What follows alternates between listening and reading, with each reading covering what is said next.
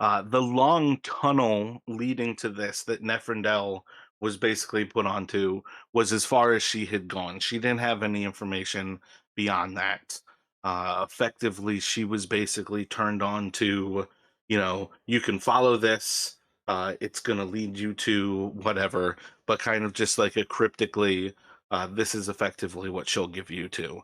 And that would be those stairs on the western side of this map that leads into a room that is predominantly like seems to be old stonework.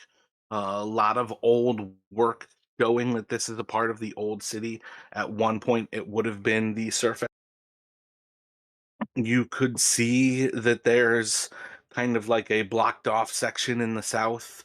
You could see that there is this tower that's like two or so stories into the actual sort of cavern roof above.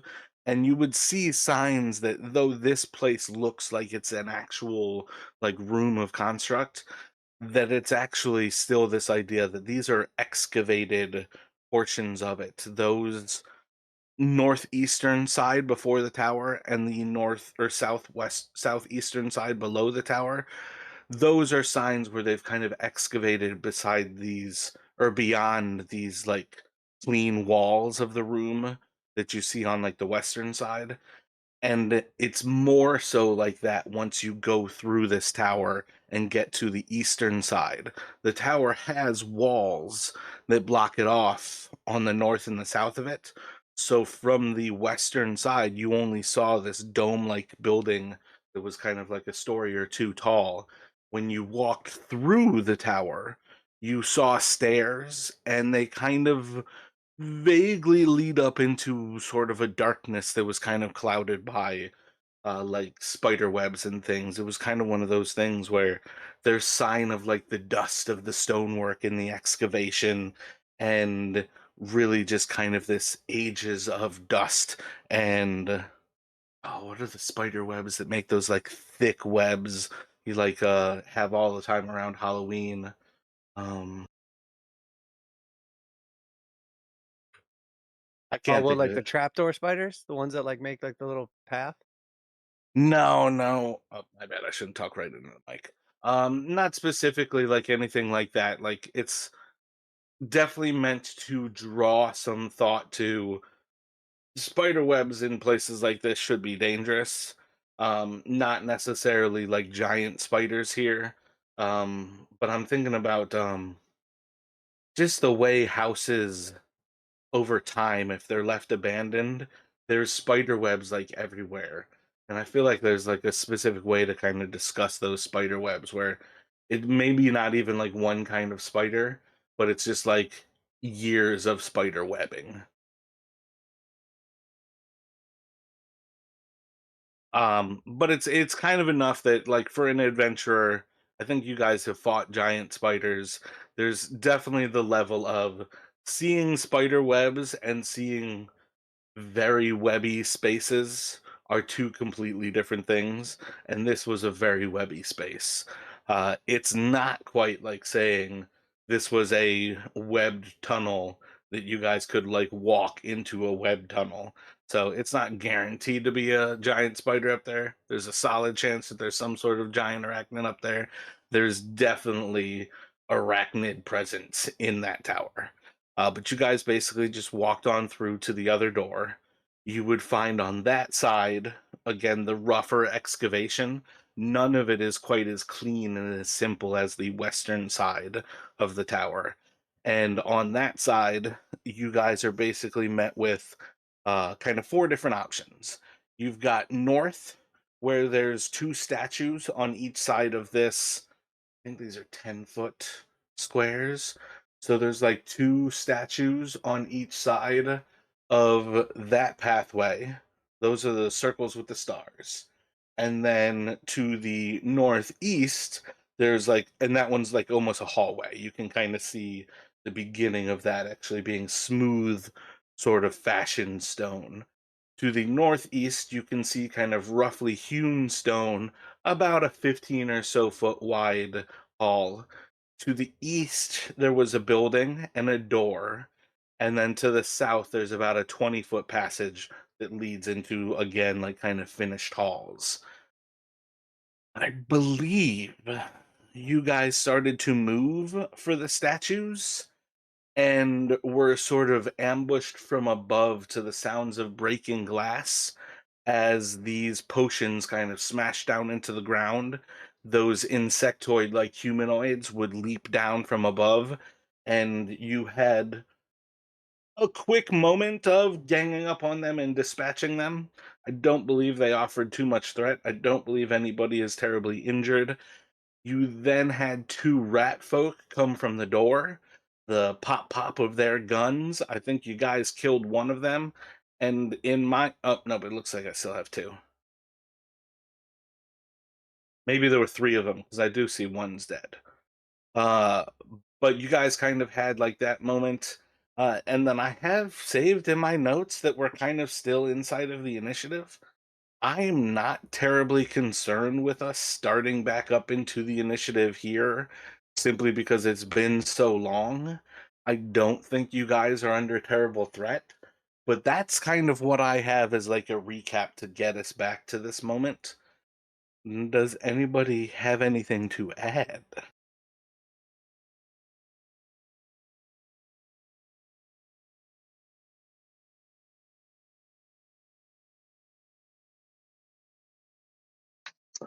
Nothing else is coming to mind.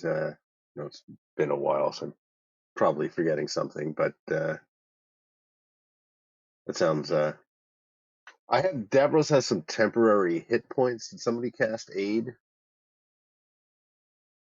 I I have in my notes that Terry rallying cry 11 temporary hit points or 10 hit dice on sidekicks.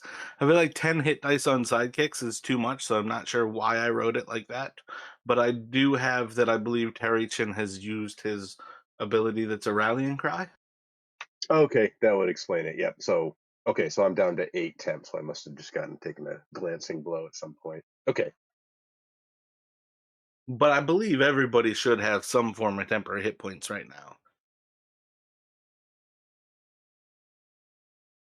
Yeah, that's right. Terry got everybody amped up right before we started.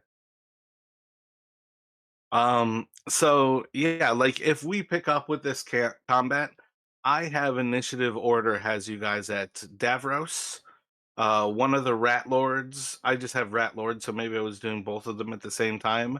Jinx, Gale, Neferndel.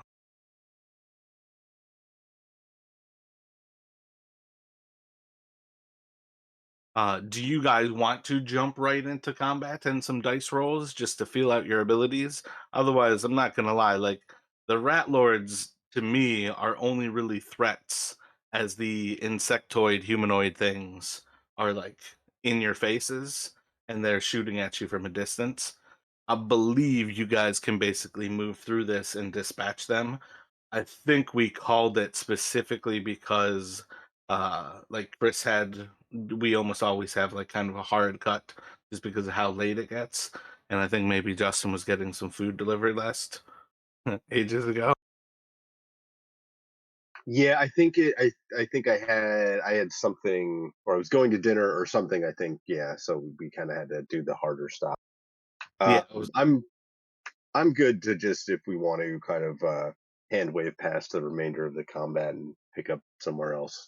But if the others want to, you know, uh, do the combat, I'm good with that too. So I'm good either way, pretty much.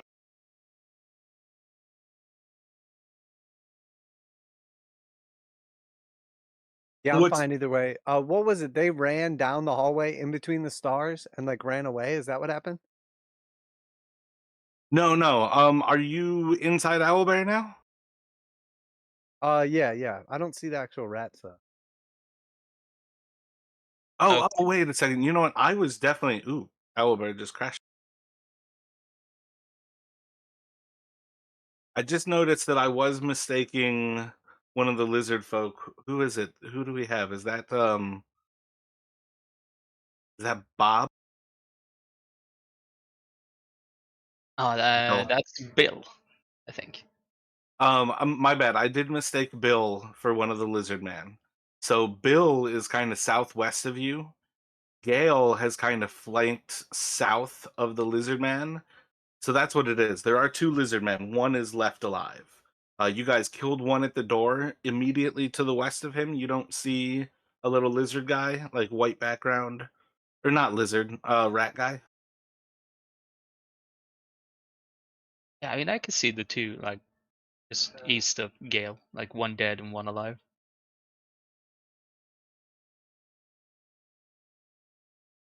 Oh, yeah, yeah, I see the one dead one, and then the guy next to him, that's, Ratman? Yeah, yeah, Okay, yeah, I totally see that now. yeah. So that makes more sense. That's because I was thinking Nephrindel was my NPC in this because you guys have two, four, six. Yeah, yeah. Because I think what is it? Jinx has Terry, Davros has Seamus, and then Gale has Bill, and then I was using that for.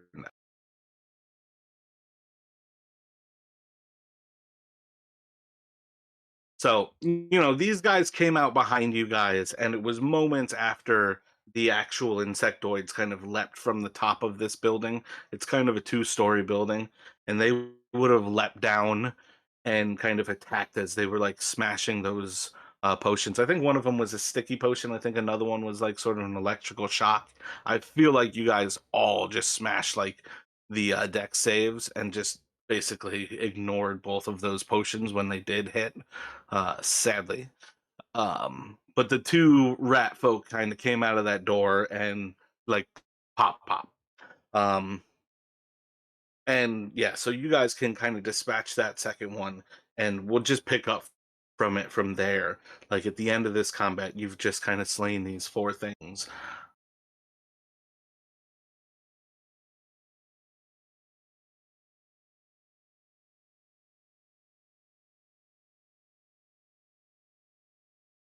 If you're thinking about recovering some ammunition or just getting more of the guns, I believe they were coming out with pistols.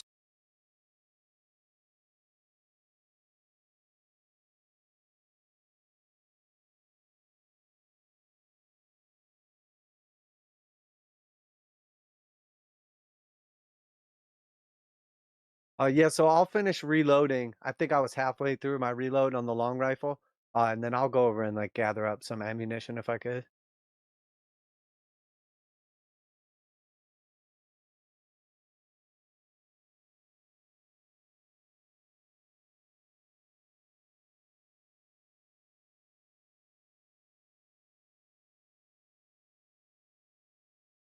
Gotcha. Yeah. So they've got like 6 or 8 shots on each of them.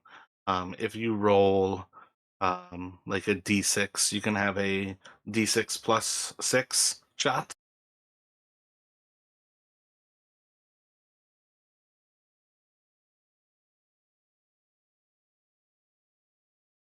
I believe I think you guys all were using a light source at this point. I think Gale has light, Jinx has light, and then I wanted to say Davros had a lantern. So you guys have pretty good scope of lighting this room as you move around it.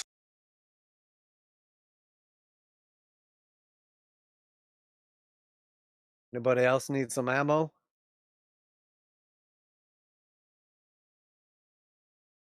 I'm fine, thank you.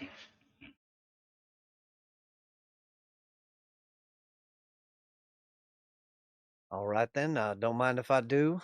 So yeah, I'll put 11 shots in my inventory then.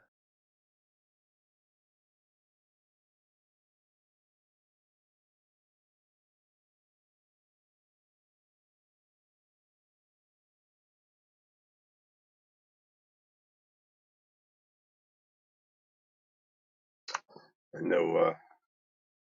I know my son Dalton fooling around with those things, but I like to. I'll trust what I can hold in my hands. Got javelins if I need to.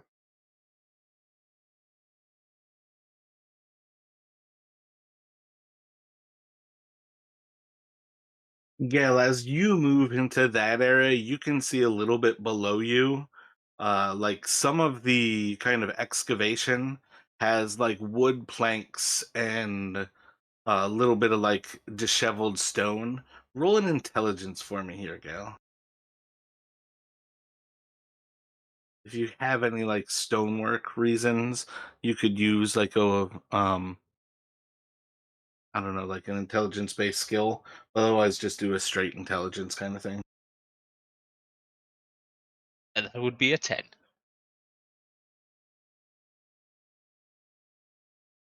Yeah, I think that's enough to recognize like it just doesn't kind of fit like with all the stone for there to be sort of like wood planks and whatnot kind of in the dust and like almost like gravel kind of across this ground.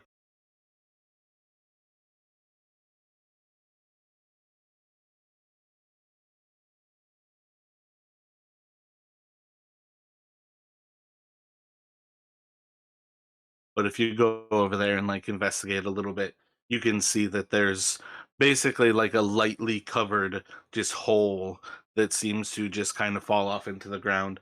And I'm correct that you have light, right? Yeah, that's right.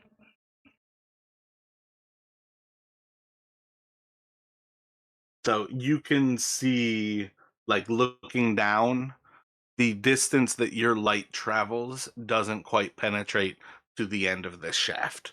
So I think light is a 15-foot spell.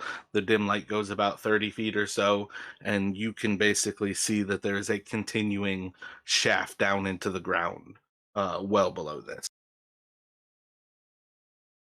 Yeah, I think I'll just take out um There's stones and gravel there if you're looking for something to drop. yeah, I was seeing if I had like something in my inventory that I could drop. But yeah, I'll pick up a stone Cast and light just on it. yep, and drop it in. See if I see the bottom. Gotcha. Roll another. Do a nature test for me, or what's your nature bonus compared to your arcana? I don't want to say arcana because I feel like that's like a plus 20 at this point. It's a plus 11 on Arcana and a plus 5 on Nature because it's just like my intelligence modifier. All right, let's go between them. Let me go for like a plus 8. Just roll a d20 here. Gotcha. Yep. So as you kind of drop it down, you basically are gonna drop this lighted rock, and there's never a thud. You watch it fall, you see where it stops, and there's still kind of like light coming from where the stone hits, but there's no sound. It seems to have fallen into something that has like deadened any sort of like impact.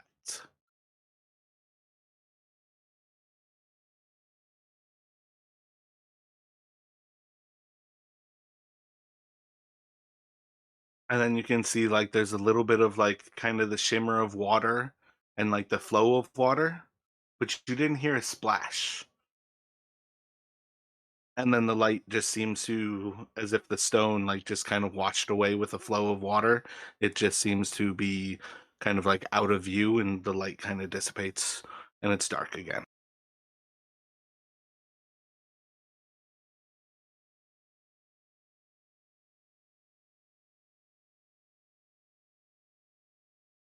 I'm just gonna recast light on my. I think I was some quarter staff. Sounds good.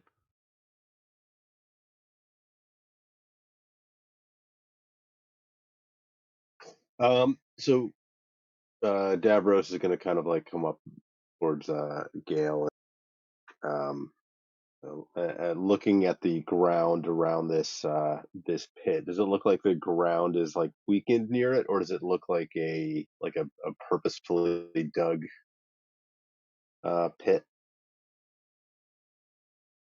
or opening?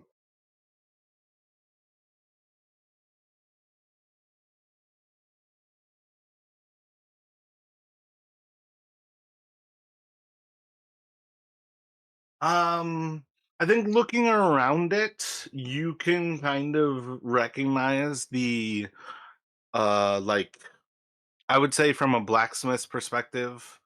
Let me have you roll a d20. You're probably like stonework or recognition of things is probably pretty high, so let me just see where your d20 is before what I think it would be like an intelligence, masonry, stonework, but I feel like yeah, okay. So by the time you're kind of looking at it, you can see like this stone has been worked and tooled. Like you can see the marks of tooling. Pretty easy to recognize, like with him describing, he can see the flow of water down below.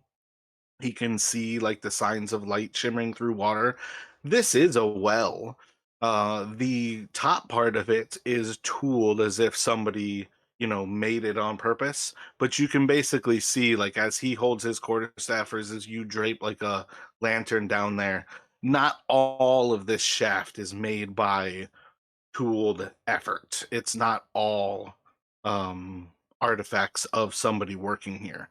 The shaft itself is natural. It's almost accidental that somebody found it, but they turned it into a well.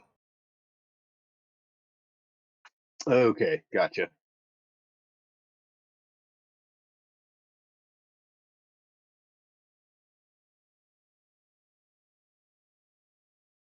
Well, nobody fall down there. Seems to go down quite a ways.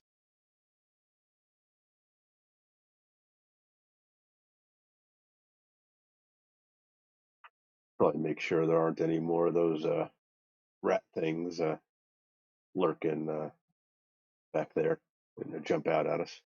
And they'll kind of gesture off towards the this door here.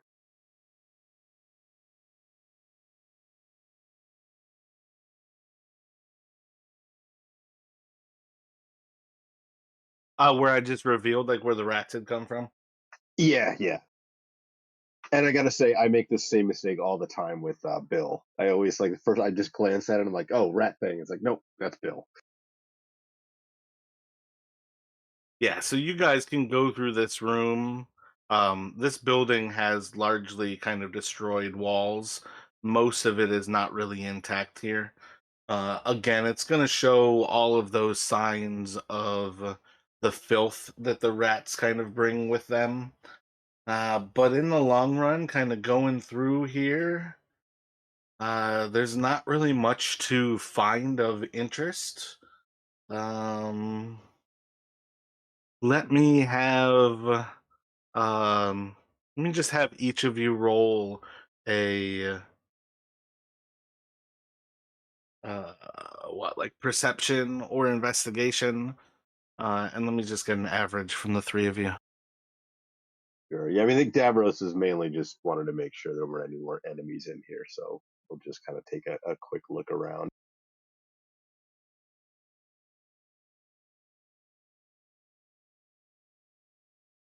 So it'll be a 3 for him, perception. Yeah, so Davros definitely is not looking for any artifacts. He is certainly looking for hiding places and ambush points. You are going to find both this level as well as the roof above is all devoid of enemies. Those foes who were here had basically already left out at you. What was your total from Jinx, and what was the total from Gale? 13 from Jinx on perception.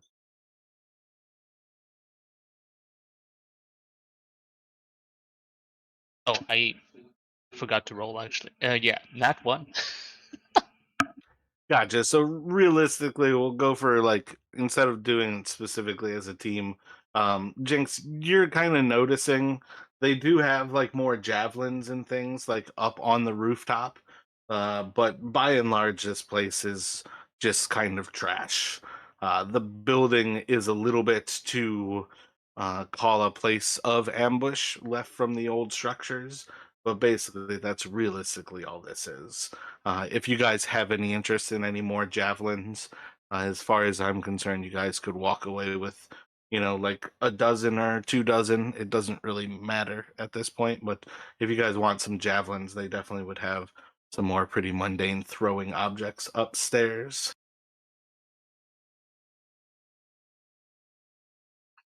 I've got, assuming Jinx kind of points that out, Davros will Will demurs. I got plenty. He's got half a dozen. He doesn't want to lug around any more than that.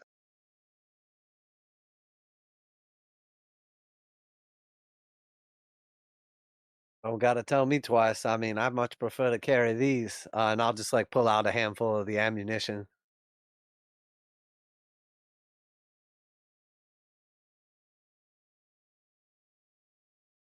And remember that also includes like the powder horn, basically, because those are black powder weapons. Yeah, yeah, for sure. I just sort of figure I like have like one horn, and I just kind of like dump the black powder in it as we go.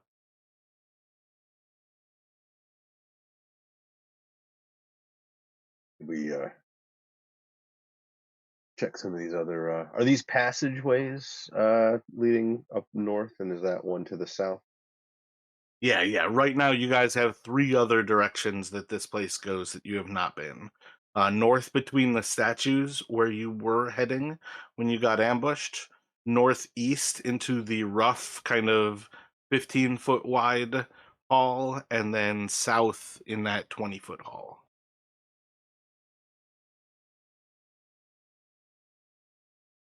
Yeah, and just remind me what the statues look like. What kind of statues are they?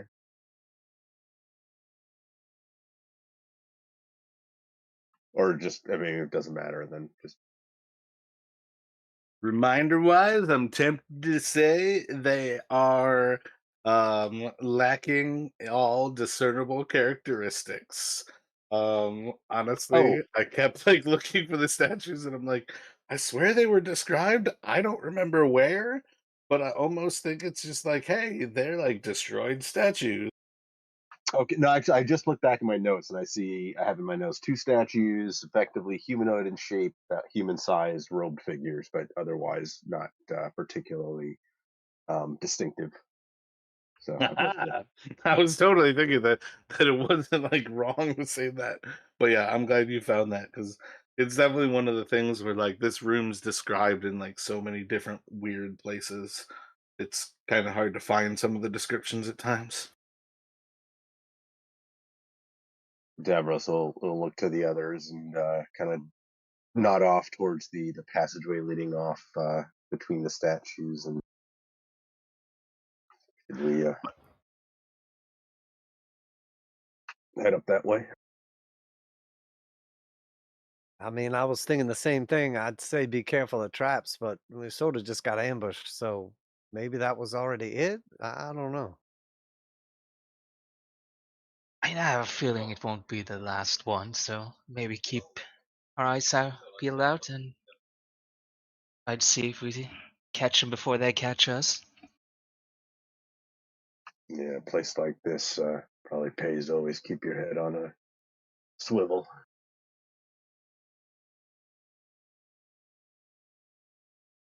So by the time you're investigating the statues closer, you would be able to basically make out that this is like a hall that continues on for like just over 30 feet or so before it turns left.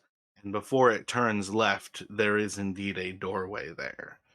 So that's like kind of something you can pick up from the statues before really walking down the hall.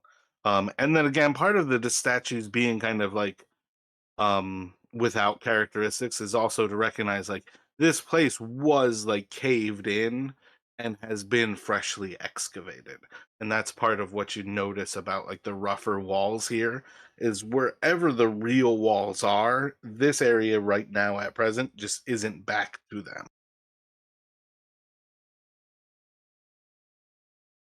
Gotcha. Yeah, so Davros will start walking down the hallway. He does have his I guess bullseye lantern in his offhand for his light source. Gotcha. I think the bullseye is 60 feet, so you can get 120 feet of dim light. It's a 60-foot cone, and then 60 Yeah. feet of dim.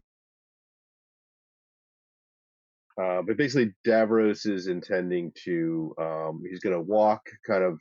He sees the door, but he's going to kind of walk towards the end of the hallway to kind of look around the corner before.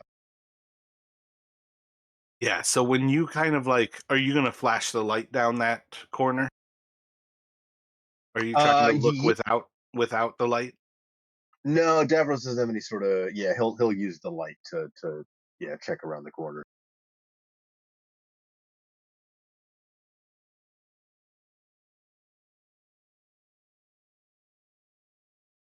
So I don't think it's a big deal for me to reveal into that door at the end. I don't believe there's any reason to say that that door is shut. But basically, what I would say is you look down a long hall, and well into the distance, you see a door at the end of it. And again, I think it's perfectly fine to basically reveal the next little bit into that room. But you also see that there's a door about 30, 40 feet down that hallway as well, on the north side, on the right side of the room.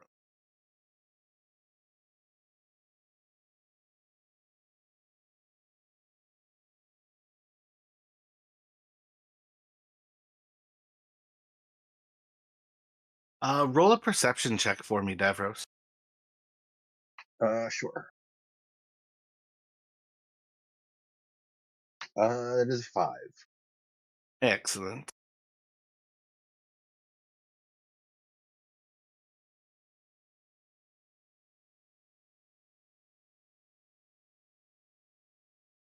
So he'll look back towards the others, kind of come back a few feet. And, always seems to continue. Don't see anything. Yeah, I think we check this door here first, and he'll gesture to the one to his beside him.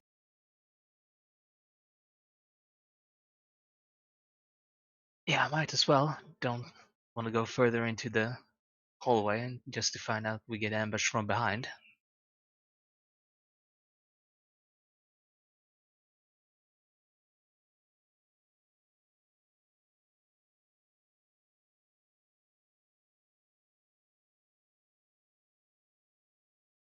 Do you want Davros alone to push open the door? Do you want somebody to be beside him? Do you guys have thoughts about how you're gonna approach this, like as far as the group situation is? Do you want to keep it like how we have the tokens, or do you guys just want to describe it and kind of ignore the tokens for a moment?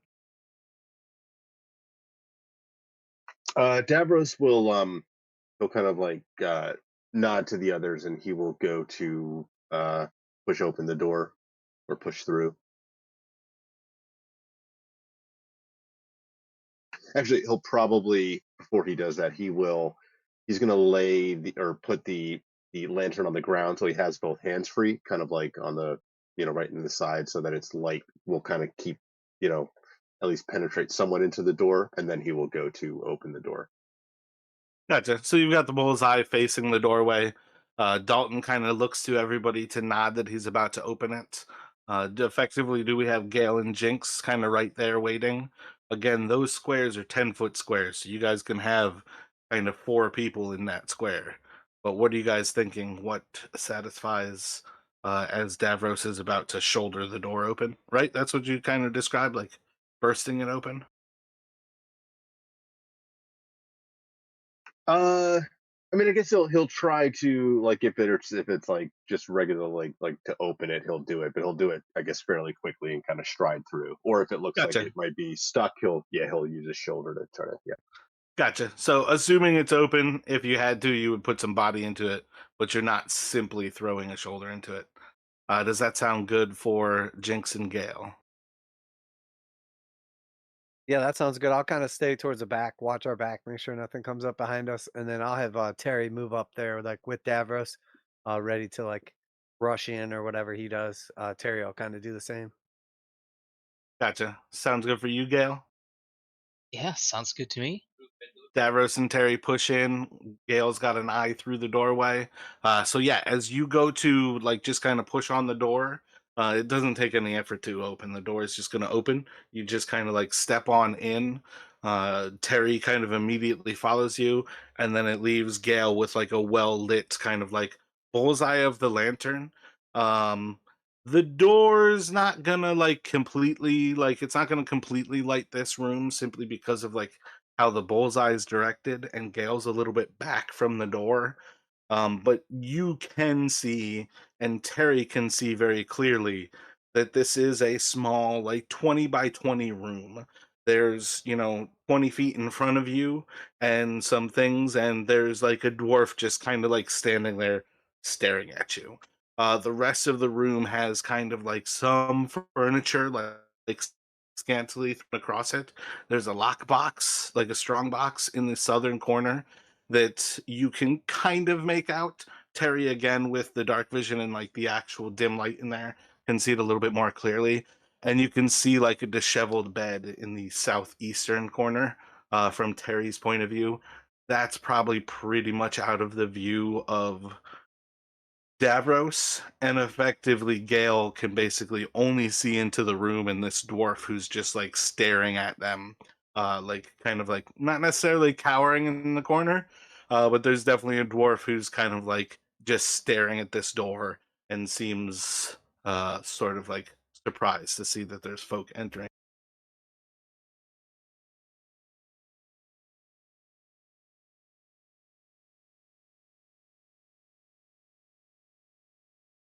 Yeah, so Davros will be probably squinting a bit as he moves in before he, and he sees the dwarf, and he will kind of instinctively, kind of his hand will move to his blade, but when he does, when he doesn't see the dwarf immediately doing anything antagonistic, he'll kind of um, give like a little nod of his head in the dwarf's direction and greetings, kind of. I feel like we've probably discussed this prior. You guys know Neferndel is like moving forward as like a cultist, as the Brotherhood. You guys have plenty of the broken rings of the Brotherhood of Venom. Is Davros wearing one of the broken rings? I feel like Dalton was the one who kind of had his alter ego. So I think unless somebody essentially kind of told him he should, he probably is not. And in all the hubbub with everything else going on, it's probably not something he would have thought of himself.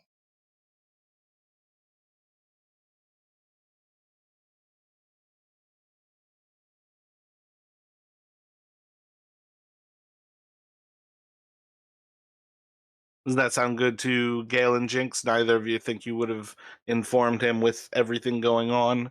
Just kind of an oversight?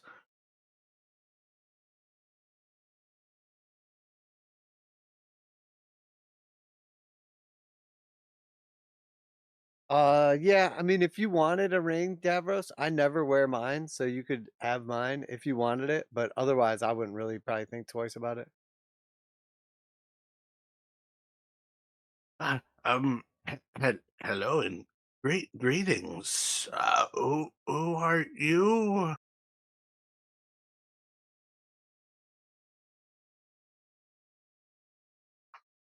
Name's Davros. Who are you? Let me have Davros make a Arcana check, and Gale, can you make an Arcana check at disadvantage?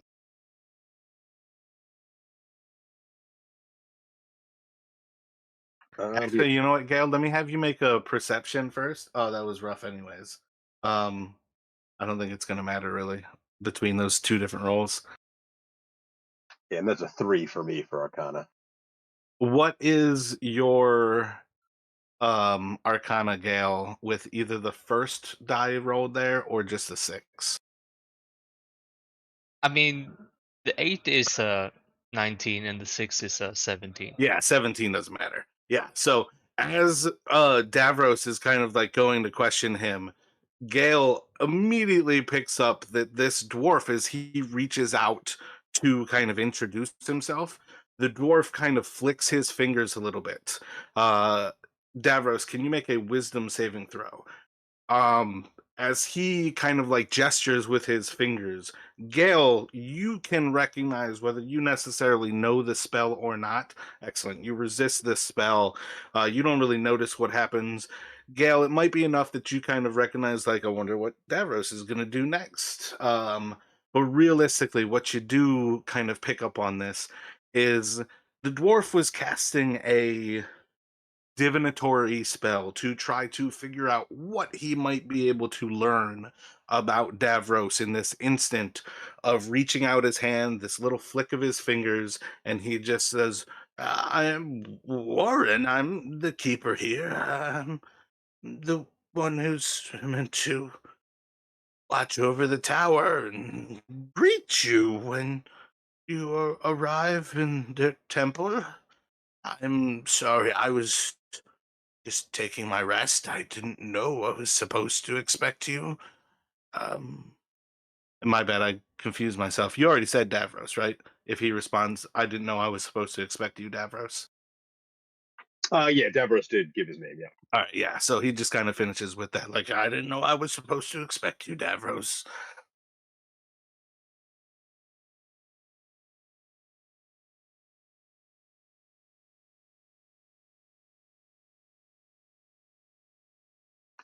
Didn't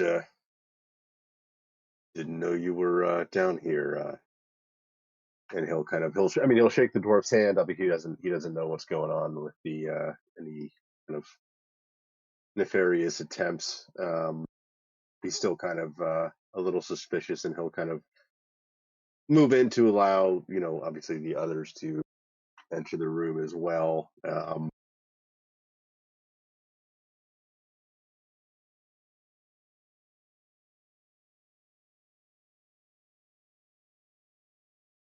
If you're watching over the tower, suppose you knew about those rat things. They part of your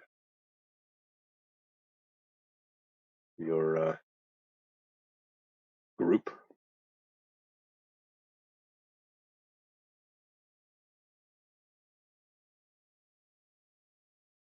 or just unwanted vermin?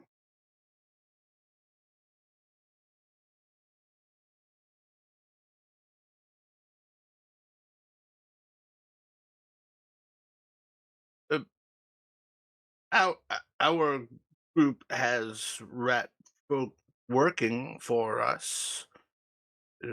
We have been using them as guards.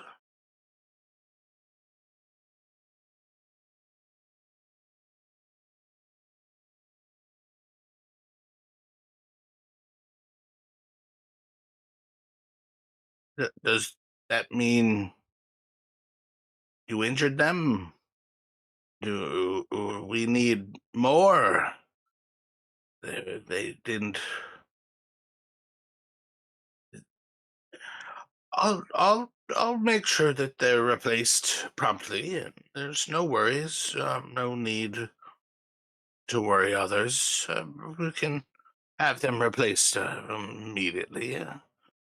Nobody will be nobody will be worried about a few deaths, and it's perfectly fine.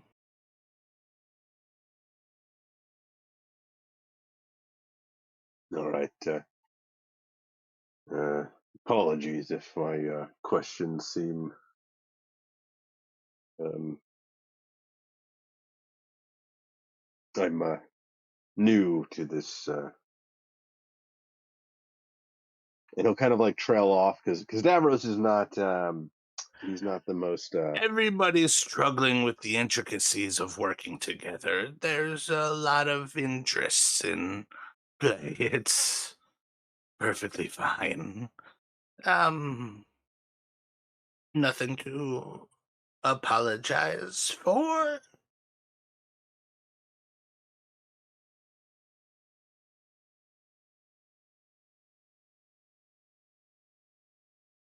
so Davros will give another nod and then kind of turn and look towards and the others with a kind of expression of like, yeah, I don't, probably not the one to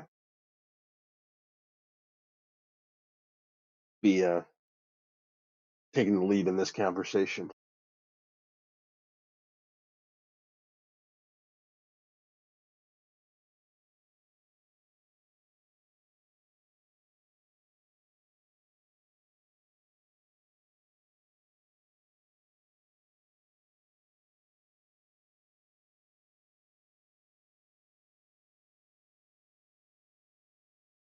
Gale or Jinx, do you guys have anything to say to this dwarf? Are you guys looking to move on and beyond him?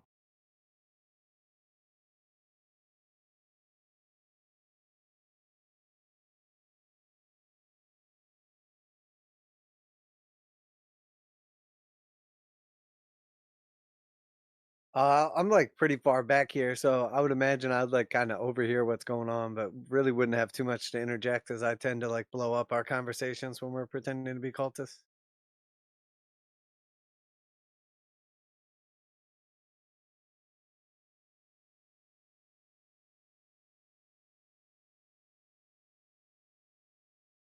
Anything from you, Gale?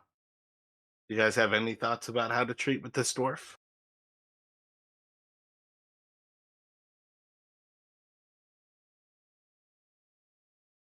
I think Gale at least would like they he just introduce himself like but giving his fake name that he's been giving everywhere else. Like, yeah, sorry about this mess here. I win, and yeah, I mean replacing the Ratman would probably be a good idea. They gotta,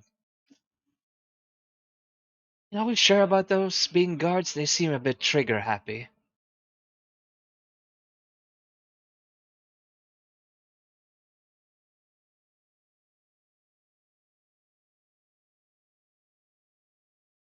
Is Gale wearing a broken ring? Oh yeah, he would have like fished it out and like put it on one of his fingers. Do you flash it at the dwarf as you're like putting it on? Or like after you've put it on? Are you flashing it at him? I would probably like put it on like before I greet him, and then just like as I greet him, like, make sure that he sees it. Gotcha. So until you're kind of like blatantly kind of like displaying it, you can kind of see this dwarf is not terribly perceptive. He definitely doesn't pick up on the fact that you're like putting on the ring during this conversation and then wearing it. You just kind of notice a point where you almost like stick it right between his eyes kind of situation. Like is essentially you're damn near like smacking him across the face with the fact that you are wearing this ring that identifies you as a cultist.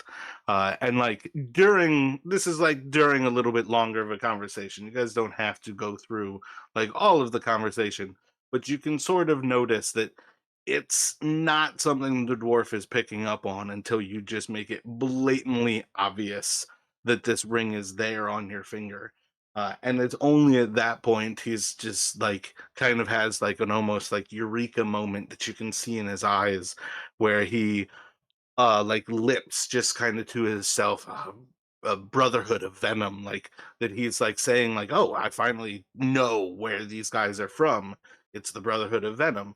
um and then sometime later in that conversation, he's still kind of going on, and you bring up like the trigger happy nature of these rat folk, and he's just like almost as a throwaway line, like they attacked you after you've identified yourselves, and you know, they shot it.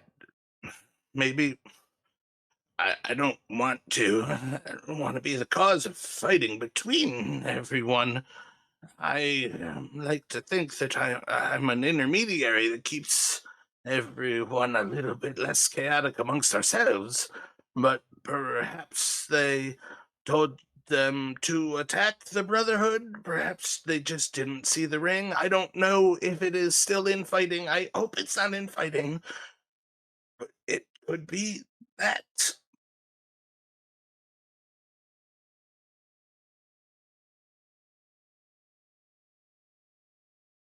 It was a sort of swirling melee, a lot kind of going on at once. Those weird like creature experiment things we've been creating like kind of dropped down and uh I think the Rat Man just sort of jumped in on the action. It takes a little bit more to keep them. The one who injects them has more control over them than simple intelligence. They're not very good at recognizing different identifiers. Some have rings, other have markings and things. Everyone identifies themselves differently, and the thralls don't always recognize it as well. So, I can't apologize for the thralls. They're still experimental, but the rats, unless something's been changing, shouldn't have attacked you, but you have to be a little bit more forward with displaying who you are. Make sure um, um, before that. And he just kind of like makes the big explosion, as you can kind of see. Like he's definitely been shot at by the rats, and he's not unscarred from the fact that they can be trigger happy. So while kind of the conversation is going on, and once the dwarf mentions like some different, like somewhere the rings, and Davros kind of almost belatedly realizes he's not wearing one, and kind of almost tries to like, um, move his hand like out of sight. But he's also kind of trying not to be obvious about it, but trying to kind of like uh, taking a little bit of a closer look at the dwarf to see like is he wearing a ring or like any emblems or anything that might indicate if he belongs to a particular cult. Let me have just one d20 roll, and it'll be kind of your own like sleight of hand to like hide your hand, just as much as it's your test to see and look him over, kind of like intuition. Yeah, 11's good enough to kind of recognize like Warren isn't specifically like one of the chaos cults. Warren is definitely a little bit more kind of generically like for chaos, but doesn't necessarily owe allegiance to a chaos cult. You would have heard some of what he says, kind of along the lines of he often is using the names of like we, kind of like trying to talk about like the cults as like a unified thing. He's often trying to say and discuss himself as like kind of like intermediary on that level, and you can kind of see that he's not specifically somebody who's like marked one side or another. And that might give you some of the clue of why the rats might be shooting at him more often. But part of what you can kind of gather is also like this guy is like he's like insane levels of jumpy. He is alone in this place, in this duty of what he does. Like he doesn't have company. It's he himself and me, myself, and I. Me, myself, and I. You know what I mean? Like he is alone, surrounded by like the occasional rats and these thralls. Gotcha. Bit of a lonely job. Well, didn't mean to barge in. Suppose we should leave you to your work.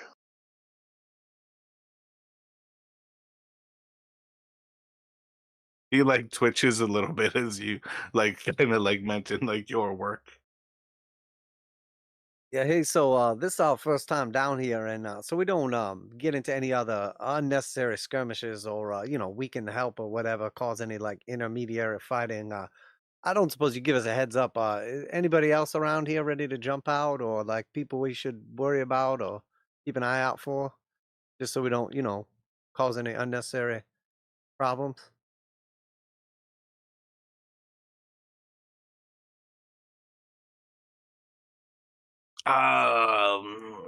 Persuasion.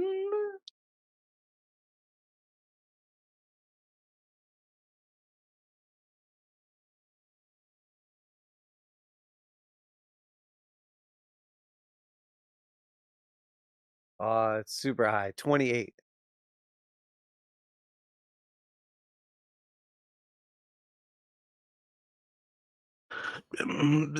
The rat folk keep a nest just beyond the beyond this hall to the and he kind of like describes off to like the northeast, as if that other tunnel basically would have led towards the rat folk. Some of the more, and he says maybe this is kind of one of the first moments of like a little hint of disgust and sort of like racism in how he kind of describes it. Like the little bit more of the cultured ones stay to the north of here, but no, the demons in the temple are just beyond this way. Um, but they won't bother you.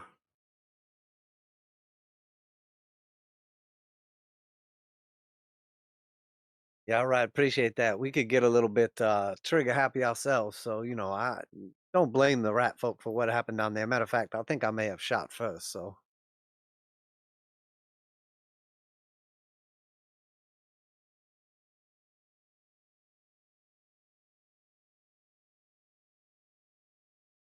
Wait, did you just say you may have shot first? yeah, I can't remember if they actually shot at us or if I shot at them first.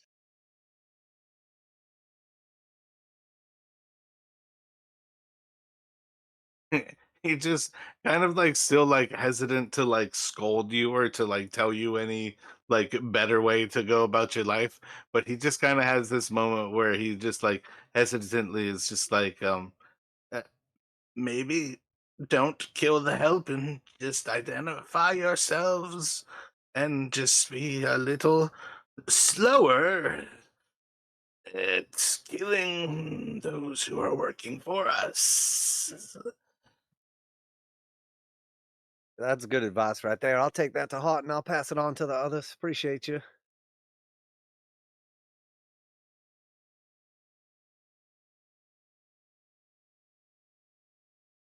Kind of perks up a little bit. Like the word appreciation is maybe not necessarily in his lexicon.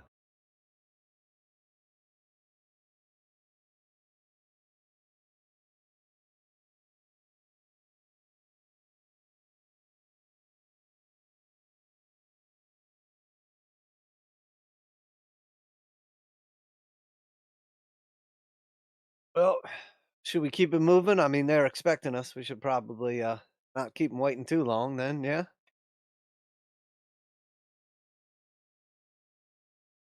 Yeah, Davros will give another nod to the dwarf and then move to step out of the room back into the hallway.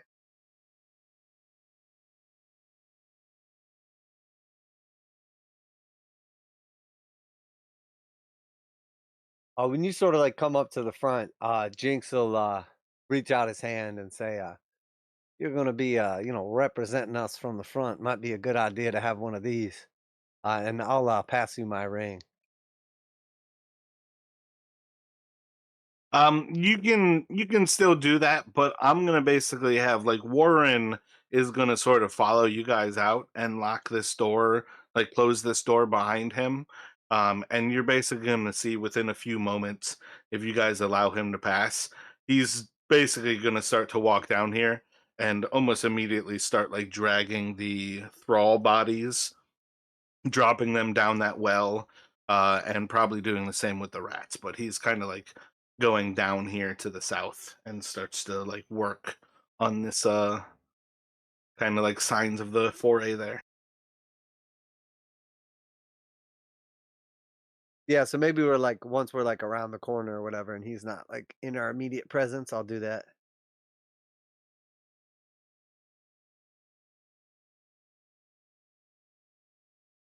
Davros will kind of nod in gratitude towards Jinx and take the ring and kind of put it on. Like his, kind of has to. The ring is probably maybe a little tight on his finger. He's got kind of stubby fingers, but he'll thank Jinx and right and just remind me what's this cult we're in again?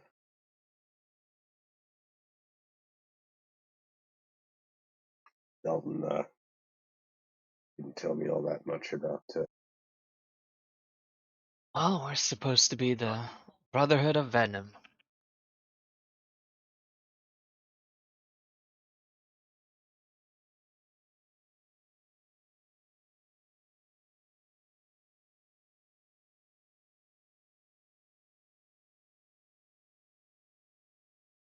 Inside of Discord in the campaign chat, I just like pinned the picture for the broken ring. And that's almost like if you use it as a stamp, what that looks like. Like it's really just like a broken square. And then one of the things that I was thinking about is a lot of old school rings, they weren't like a ring like we know them today, where it's like a complete finished circle.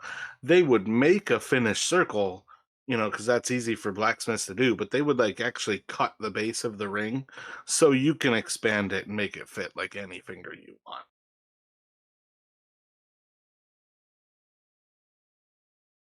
But that's just a reminder for what the actual like ring of the Brotherhood of Venom looks like, is that broken square. And again, it's just like a reminder, like they're almost like breaking up society is kind of their thought. Gotcha. Okay. Yeah. So Dalton will Brotherhood of Venom. Got it. Appreciate it, Gail. Oh, Yeah, about yeah, my bad, Gail. Go ahead and say that. yeah. Just gonna to Darius. Yeah, maybe call me Win while we're here. Can I give them a fake name? I was gonna say you would recognize that when you said your name Win to the dwarf, he didn't know who that is. You guys can also remember, like inside of the Brotherhood of Venom, some people might know names, some people might know faces, but in general, you guys know you are Nephrindel's cell. Nobody knows who you are outside of her cell. The Brotherhood doesn't know other members of the Brotherhood. All right. Win. Got it.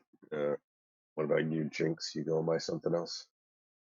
No, I keep saying my real name. I couldn't even come up with a fake name. I tried, but it's not my thing.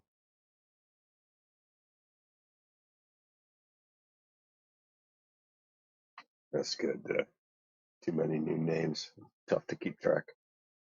One I should be able to do. Win. He'll kind of say it very deliberately. They're trying to like have it stick in his head. Neverndell like looks at you from behind. She's like almost like hesitant to say it, but she kind of like points to herself and um, Sheriffin, Win. Most of the rest of them were invisible when they've met cultists.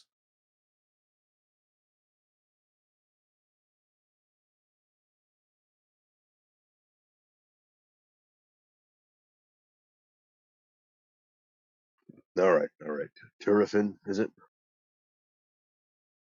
She like takes a moment to like enunciate it very slowly, just like thinking about it. That she's just like, just hard K. Whatever you say will probably work out. Turifin. Got it.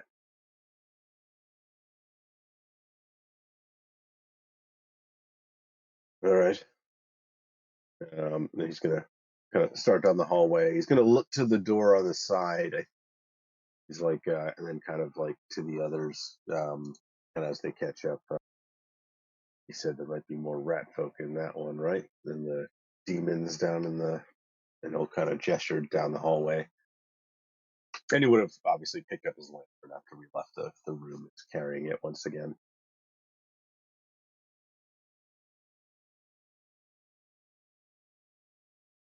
I think the rat folk nest was put back towards the hallway, like further, like in one of those hallways next to the where we went. I think this one was supposed to be called them the more cultured ones.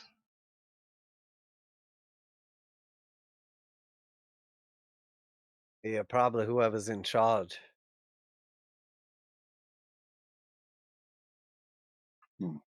Should we do we introduce ourselves?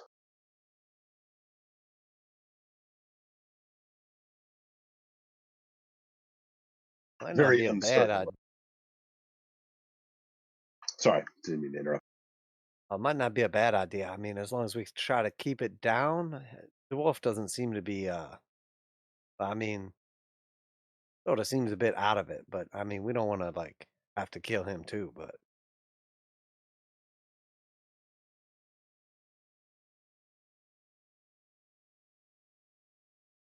Well, if he's with the ones causing all this trouble in the city, not like he doesn't deserve it. You would have heard him say some pretty terrible things about like destroying Ptolus, like kind of like down with the people of Ptolus. Maybe some like hateful things about like the orphans and how horrible they are for society. Kind of things like that. He's not meant to be a good person. Definitely just a frightened one.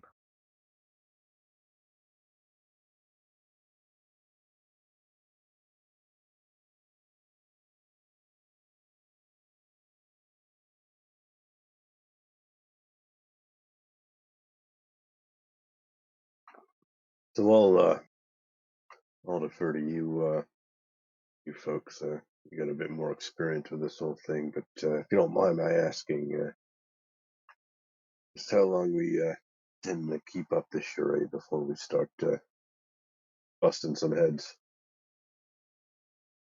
That's directed towards Jinx and Gale. I mean, ideally, we could just sort of like continue laying waste to pretty much everything along the way.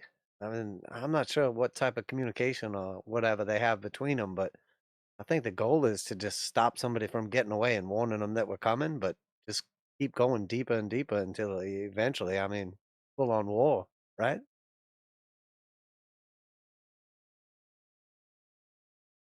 I would probably, this might just be me, but I would probably prefer us making as little splash as possible in the beginning, at least. Try to find out what's going on here before we tear everything down. Yeah, I mean, we got the element of surprise on our side for now, and ideally, we'd find the king and then just, get out of here with him. Maybe. I mean, if he's even still alive. I would imagine if they know we're coming, though, they'll keep moving him deeper and deeper, further away. We'll never find him then. So,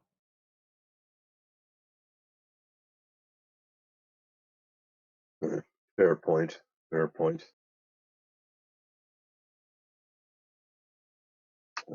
So then, and he'll kind of nod towards the door and then back down the hallway. Which way we headed?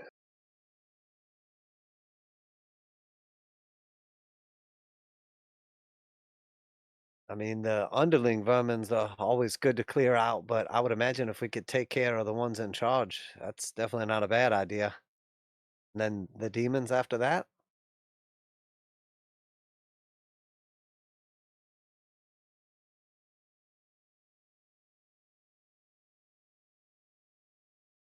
I mean, that seems like a pretty good idea, at least.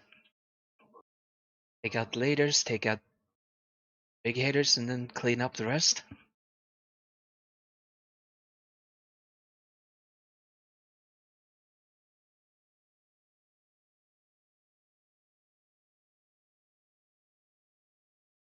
So this way then, and Dalton will start moving down the hall, kind of waiting to see if the others are following.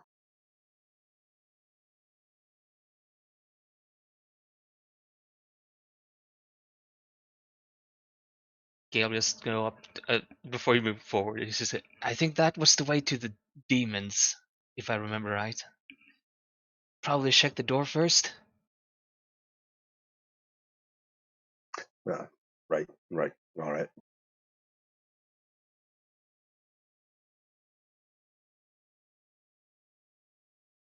All right, so you're going for the room to the north. We have in kind of the same idea. You're gonna go Davros and Terry and Gale kind of like watching from behind.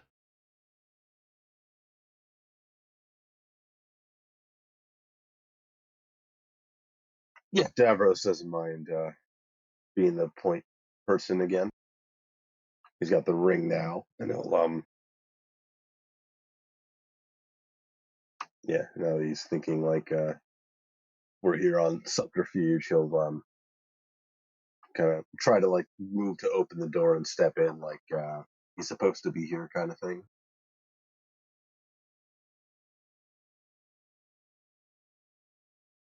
Same thing with the bullseye lantern, kind of like standing behind you, and it's like shining towards the door. Yeah.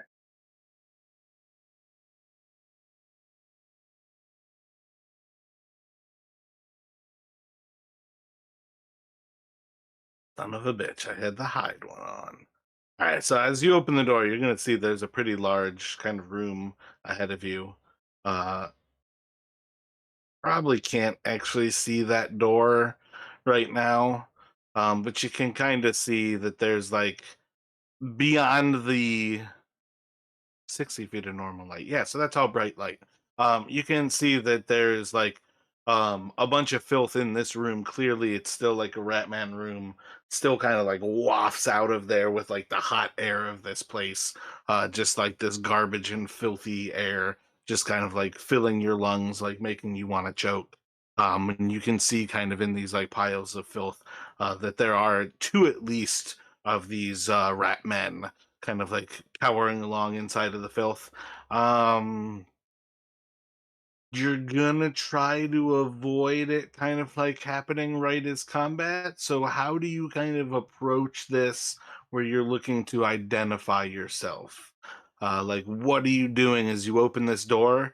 Not necessarily pushing right in and like drawing your sword, but what are you doing as you like open the door? Are you calling out a commandment, like putting your ring up in the air like He-Man? What do you think you're doing here, Davros? Yeah, so as Davros steps in, his thought is to kind of like raise his hands, not like super high up, but like maybe kind of in front of his face, sort of thing. But like as the smell kind of hits him, he kind of pauses and moves to like maybe like cough a bit and try to you know uh, wave away the worst of the stench. But then he kind of puts his hand up again with like the ring facing out, and is just going to say Brotherhood business as he kind of steps inside, kind of calling out kind of loudly enough to. Gotcha. So you're almost using like brotherhood business as like a call to like, we're passing through here. You guys just ignore us. Yeah, that's the idea. Yeah. Gotcha. Feels kind of along the side of like do a persuasion, but I'm perfectly fine with it being intimidation. If you want to go intimidation and like almost like flexing into it a little bit as a oh wait, you're just a straight fighter now. But I could still see like an intimidation like with strength if you wanted to. But either of those, depending on what you want to do. Intimidation failing, almost guaranteed it's gonna go to combat. Persuasion failing, it might be something that still leads to like a conversation. Yeah, I was almost thinking deception because he's not part of the. Or Oh well, I yeah, guess. my bad. You can definitely deceive, but like technically, you guys are actually Brotherhood of Venom. Like, that's one of the things I want you guys to recognize. You could like be deceptive about hating like Ptolus, but like you guys are the Brotherhood of Venom. Okay, yeah. I was just yeah. Okay, so I'll just do persuasion for now.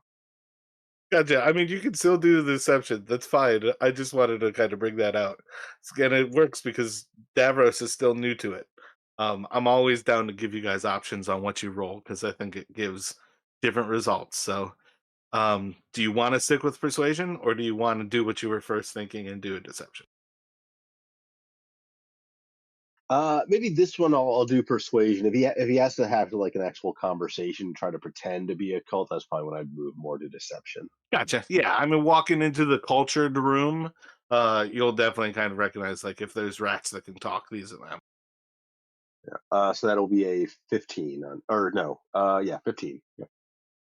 Gotcha. Yeah, I mean, I think that's enough that you kind of like see these like rats, almost like kind of heads coming up from like the filth around this area. Davros might even be able to recognize like that there's like human bones like inside of this like filth that they're round scurrying through, scouring. So Scrounging. like scrounging, yes, that was the word I was looking for. But like this is one of those things you're not like adverse to these smells. When you were looking for Dalton and he was first taken, like a lot of what you guys were dealing with were these rats.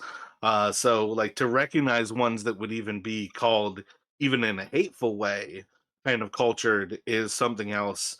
You know, the rats with guns is something else that you were kind of like new to experiencing. But as you kind of like walk into this, you're gonna hear like the dirtiest kind of like reply of common coming out of these rats that would again be damn near shocking to basically recognize like these things have actually come beyond simply speaking their own like ratman language, and they're starting to actually kind of approach like this sense of common, and you just kind of have like this horrific like almost grinding noise of common sort of replied to you, and it's just probably something like along the lines of like our will leads follow assistance or, and they just kind of like bite into another bone, feed.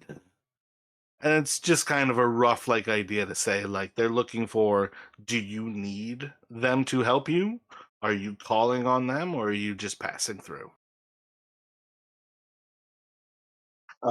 Yeah. So Davros will he'll kind of respond, just kind of give like a wave of his hand, um, again with the ring, kind of as you were. Um, don't need you. And I think Seamus will kind of pick up the lantern that's sitting out in the hallway and kind of bring it into the room, as he kind of files in behind. Yeah, so if everybody's filing behind, are you guys taking this opportunity to basically like move up on the rats and you're gonna like coup de grace?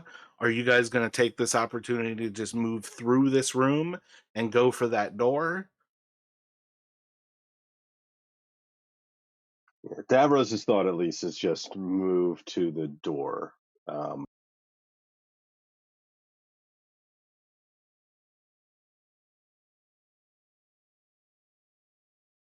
Does that sound like what we're doing with Jinx, Gale, and the other sidekicks? Yeah, seems okay to me.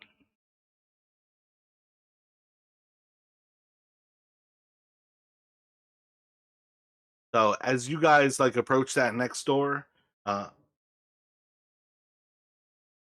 what were you thinking there, Jinx?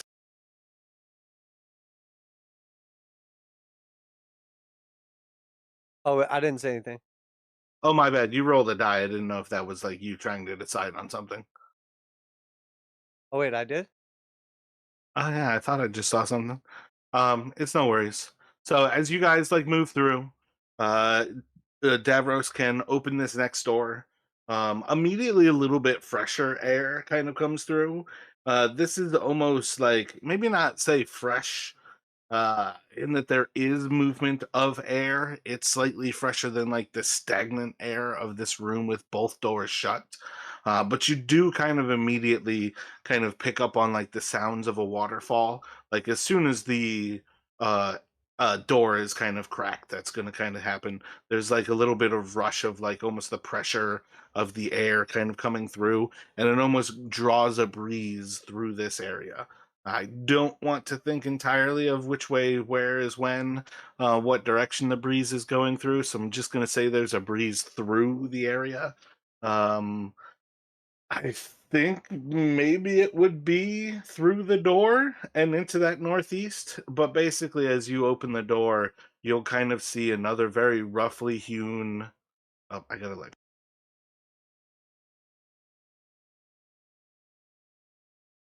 Oh, Bear Rodeo is crashing for me constantly. You see like another roughly hewn kind of room, and the room kind of opens up after about 20 or so feet, and you can kind of see a pool of water and a ramp that almost like kind of walks down towards the water. But you also see up and around there's like a higher ledge that kind of like looks down and over. And on the opposite side, probably just outside of the bright light, you can see the water kind of like falling into a cascade down into this pit. For Terry and those with night vision, they can see, or dark vision, they can see without any problem. But effectively, you can kind of spot like this room is like some sort of like natural sort of cavern where the water is kind of cascading in.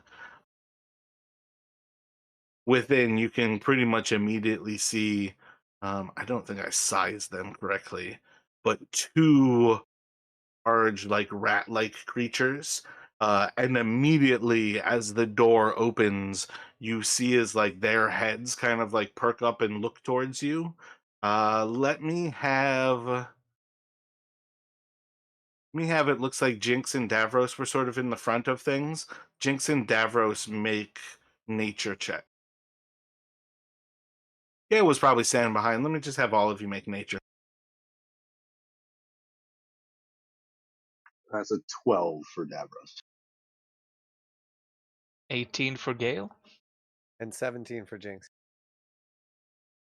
Gotcha. So pretty quickly, I'm not sure if you guys have fought these. I can't really keep track all the time. But these are gigantic, like rat creatures. A little bit more than humans, a little bit less than simply like rat. But immediately as their like faces kind of turn to you, you're not really seeing any sort of intelligence in their eyes. Um, what is your initial thought as this thing that you're likely about to encounter on a instinctual level kind of makes contact with your personage, Davros? So I think Davros's hands are going to go for his weapon, and he's going to. Actually, I'm just going to roll to see if he's quick thinking enough to say this.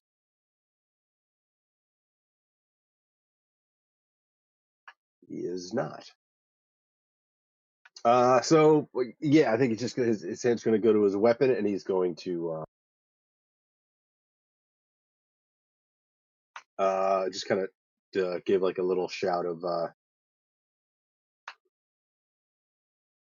be ready, kind of back behind him, and otherwise kind of, I guess, hold his ground kind of there as he goes to draw his weapon.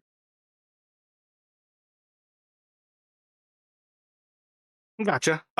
So yeah, I'm gonna give you that level of you can be the first to kind of do things. And I'll effectively give you you're holding your action for if one kind of smashes into you, that you can attack.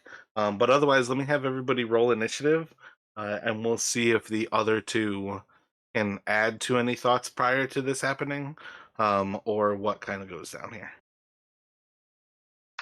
17 for Davros on initiative. 21 for Gale. And 15 for Jinx.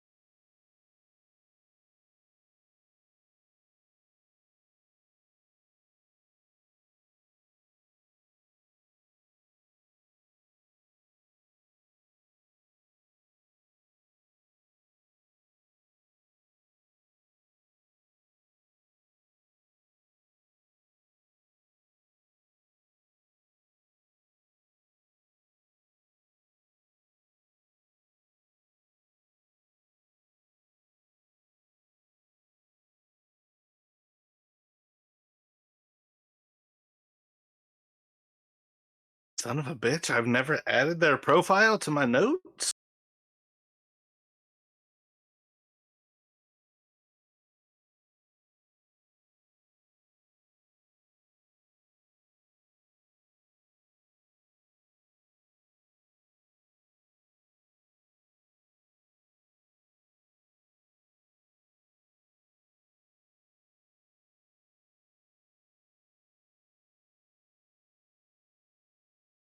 All right, so Gail, what is your reaction to seeing these like over Davros's shoulder?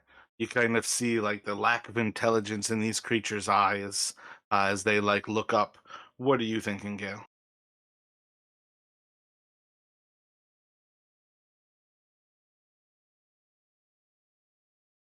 I'm thinking Gale is gonna like seeing how it worked for Davros with the like, showing of the ring for the other rats, and like even though recognize that there doesn't seem to be much intelligence behind those eyes, but hopefully like some kind of command on them.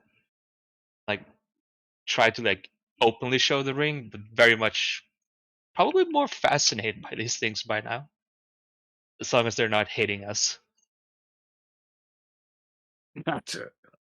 So you're just gonna double down to give them like a command to kind of like stand down as you're like holding up your finger in your hand to like display the ring to them. Yeah, like hopefully it works. Are you walking beyond Davros? Are you trusting that much to your commanding them? Yeah, I mean, I think in Gale's mind it would be that would work. Yeah, so he's gonna be moving forward. Gotcha. Yeah, so let me just have you do that. Do you want this to be persuasive? Are you trying to intimidate them? I'll probably be persuasive because definitely not intimidating. Excellent. Yeah, go for a persuasion here.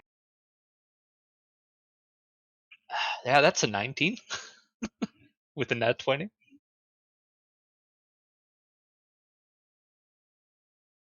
A -1. Excellent.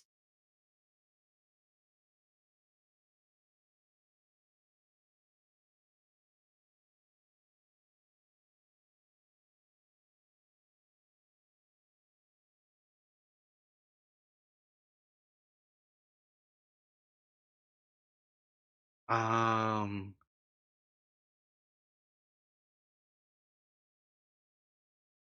let's see. I'm gonna have from behind you, you kind of hear again in like that broken common. Um, you hear no, no, and then you just hear like this horrendous kind of like screeching and like almost clicking, kind of in a little bit more of what you're used to sort of hearing like the rat sort of speaking as one of the rat lords kind of like runs up between and kind of like pushes um maybe not pushes Davros out of the way, but like goes to push you, Davros, and you just kind of like stone stance are not like moved in the least bit as this tiny little rat goes to like push on you and kind of just further pushes itself like into Gale's like back. But it like goes up to Gale and it's going to try to basically like for what it's worth here, this is up to you, Gale, but it's going to put its hands on you and it's trying to pull you back. It is effectively grappling you.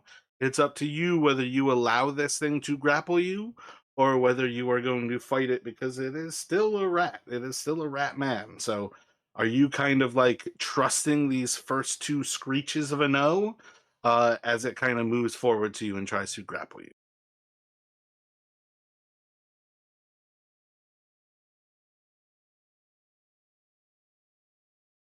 I probably, yeah, it's not gonna like fight back at it, but it's gonna be what are you doing?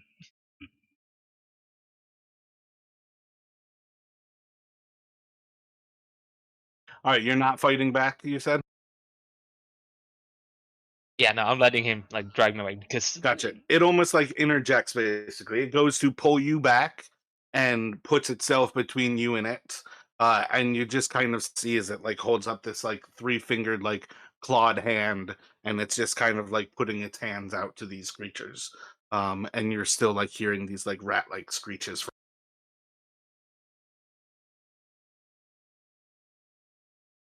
Um all of this is essentially happening at the same time, so I want to allow this full kind of like turn to go through, because you don't necessarily have to notice this, but it's going to you then, Davros. What are you thinking? Okay, so this is this essentially after the held action is considered a new round, or is he still Effectively, I'll put you on a new round here. okay? So I think he's going to look to Gale as the rat is like kind of starting to pull him back, and I guess it's probably pretty clear that Gale is not resisting. So I think he's going to Yeah, if you're giving any of your attention to what just happened with them, it definitely looks like this thing has pulled Gale out of danger. It's not like it's like judo throwing Gale into the wall. yeah, okay. So I think Davros is going to yeah, he's not really sure what he was expecting to see on the other side of this door, but he is going to um I think he's going to kind of still hold, or not really hold, well, he's going to like step back a bit, kind of following along as the rat folk is dragging Gale, but otherwise essentially keeping his eyes on these things, and still ready to kind of defend if they do come rushing. So Gotcha. just another held action essentially. Gotcha. Yeah, it has it's no longer like even holding on to Gale. It moved him out of the way, like swap spaces, like a king in a castle, like Okay, castling in chess. It took kind of Gale's space, and now it's like just holding a hand up towards these creatures, um, in a stop like motion to them. gotcha. Okay, so yeah, so he'll basically kind of maybe just take like a step or two back, but otherwise kind of hold his ground and just Sounds waiting. good.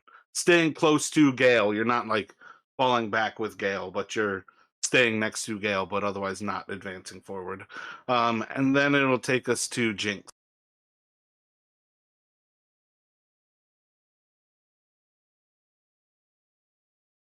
I'll just sort of like hang tight back here for a second and potentially, if it gets rough, like dispatch this rear rat. Gotcha. Are you holding an action with this? Are you like just looking for like a hostility and you're gonna cast the spell? Are you looking for hostility that you would throw a boomerang? Yeah, I'll sort of like just reach down and grab hold of my boomerang. Gotcha. I think you're gonna see from that one at this point. Um, let me see.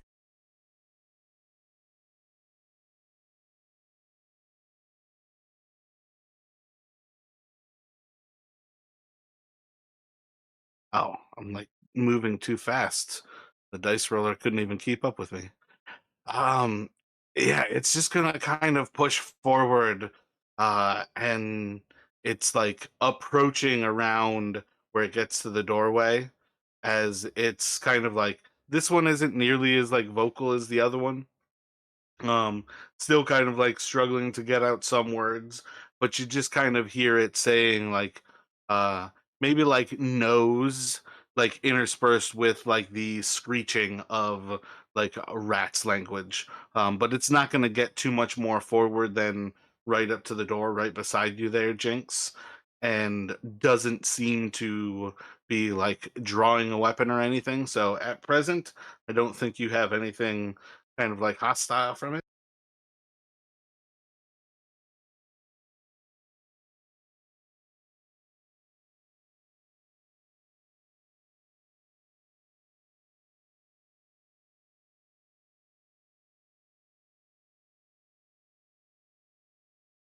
So this is where I'm kind of curious um on Davros to just like roll a d20. And it's like, I think intuition is perfect for this.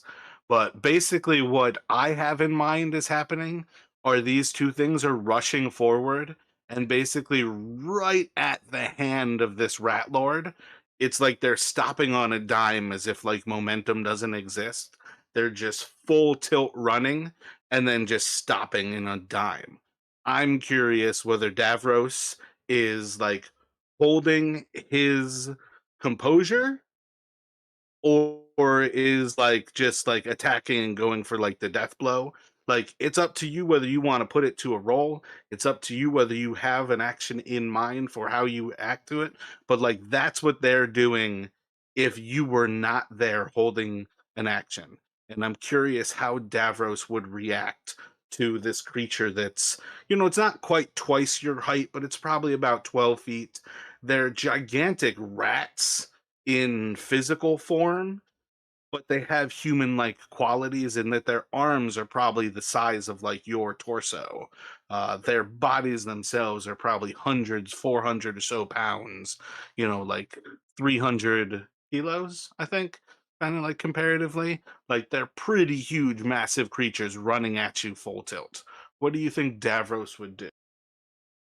Yeah, I think I'm gonna put it to a roll to see if he recognizes that they're not like just attacking. Gotcha. Yeah, it's like to recognize like does the rat lord have control? So yeah, I think you could probably go for intuition is what I think of as a solid one. The nature check is also an option. Uh or insight, not intuition. Same thing. Yeah, I was either that or animal handling, although it's not really me doing the animal handling. So Animal handling works. I mean, it's still the idea of the wisdom. If you've got proficiency in that, I think that's perfectly fine. Because they're it's this is the animal brain is kind of what I was getting at. These things don't have like an intelligence brain sort of thing. When you talk about like the animal, the lizard, and the human brain kind of thing. yeah, so I don't know, maybe it maybe it looks slightly different if they're coming to attack, like in terms of like what they're doing with their mouths and their teeth and whatever. So maybe I'll do an animal handling check to see if I can recognize that they're not just lunging at us to attack. Excellent. That's a 5, so I don't think he Sounds like recognizes. that sounds like make an attack. Yeah, so I think he will, but I think he does see like the rat thing is like he hears no. I think he at least can see that it's trying to control them. So I think he will essentially he's going. I mean, it doesn't matter at this point, but essentially just for flavor, he's gonna go kind of more slashing out with like the flat of his blade, trying to like smack the thing rather than cut into it too deeply, but still hard. If that makes sense. All right, all right. I can kind of see this. So give me an attack roll here. And basically make it disadvantaged. Like this isn't disadvantage like will you miss. This is like disadvantage we want it to miss kind of thing. That you're almost just like slapping it with the blade on a miss. Right. So that would be a 17. Yeah, so I feel like it's kind of legitimate to say that like Davros, as it like comes towards you, you almost like slash your blade across it, and instead of like cutting into this creature's like flesh and opening it up, you're almost like just smashing into the bottom of its jaw, and it's just one of those things where it's like hitting the button on a creature, and you just kind of like go where this thing just kind of like I don't know just kind of like has an off switch and the rat brute just kind of like slams down right in front of this little rat as the other one like comes to a complete stop and like what is it kind of goes to Gale here, but effectively that's going to kind of like give you guys an opportunity to sort of like deal with these things, but you basically kind of like it's not down and out for a whole combat, but it just kind of is like dazed on the ground, almost like in a boxing match where you get like that first like hit that shows like a boxer's like been rung, and the other one like comes sliding to a stop at the hand of the rat lord right in front of you. What are you thinking here? My bad, my mic would have cut might have cut out like right before asking Gail. What are you thinking? Okay, yeah, I was just about to ask. Yeah.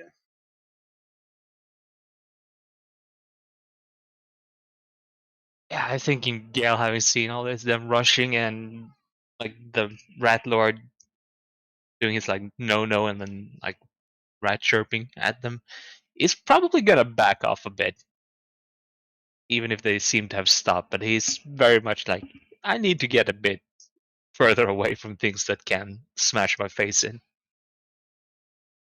Gotcha. And Davros, do you kind of like follow? Are you continuing to attack? Do you kind of appreciate at this point that maybe the Rat Lord has kind of like, oh wait, no, he actually does react here first before you. My bad.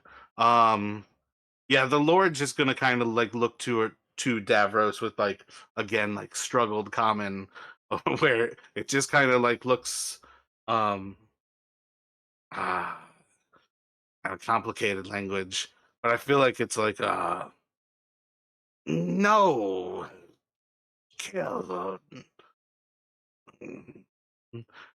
Understand, and it like clicks in like the rat language. Um, not no kill. I no kill, and it's just kind of like it's like lacking for ways to express what it's trying to get, but you just kind of hear it saying no and kill.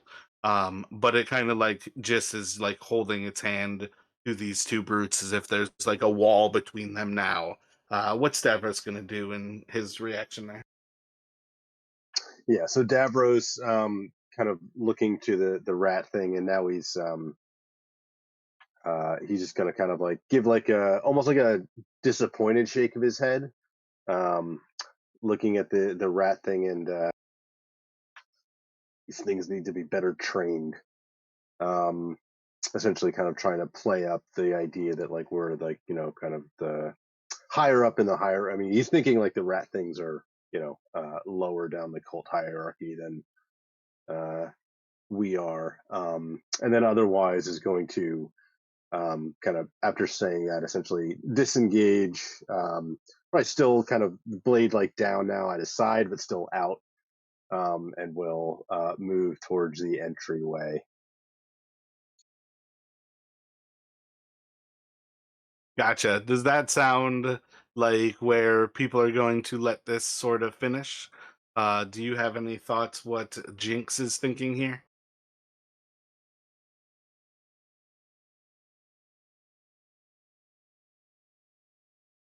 I'm not really sure, honestly, because I kind of thought we were gonna see like more of like the overlings.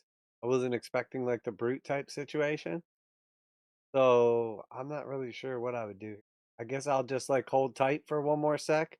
Like maybe if I see any further hostilities, I'm gonna grapple the rat right in front of me. Gotcha. So if you're just kind of like holding off, like looking to see where things progress, it's just kind of like cowering between Gale and Davros as it continues into this room. And you just kind of like see again, this one doesn't have like the same command of common. The other one has very few words, and it's just sort of kind of cowering and sort of saying like, you're probably getting like no out of it, and it might be trying to say train, but it probably just doesn't have like even such a complex word as train. But it's just kind of sort of saying like no as it kind of cowers between the two of you. And then you see as like it approaches the other one, and they're immediately kind of like already chattering towards these bigger brute things. But at this point, you guys can basically see like their attention is towards the brutes. The brutes are currently sort of held in place here, and you guys are just like right around that door. This is sort of like what he was kind of giving you as like These are part of like the rat colony, tends to be up here around this waterfall area. Would be like the cultured ones. They kind of hold to this room. So you could leave this behind you.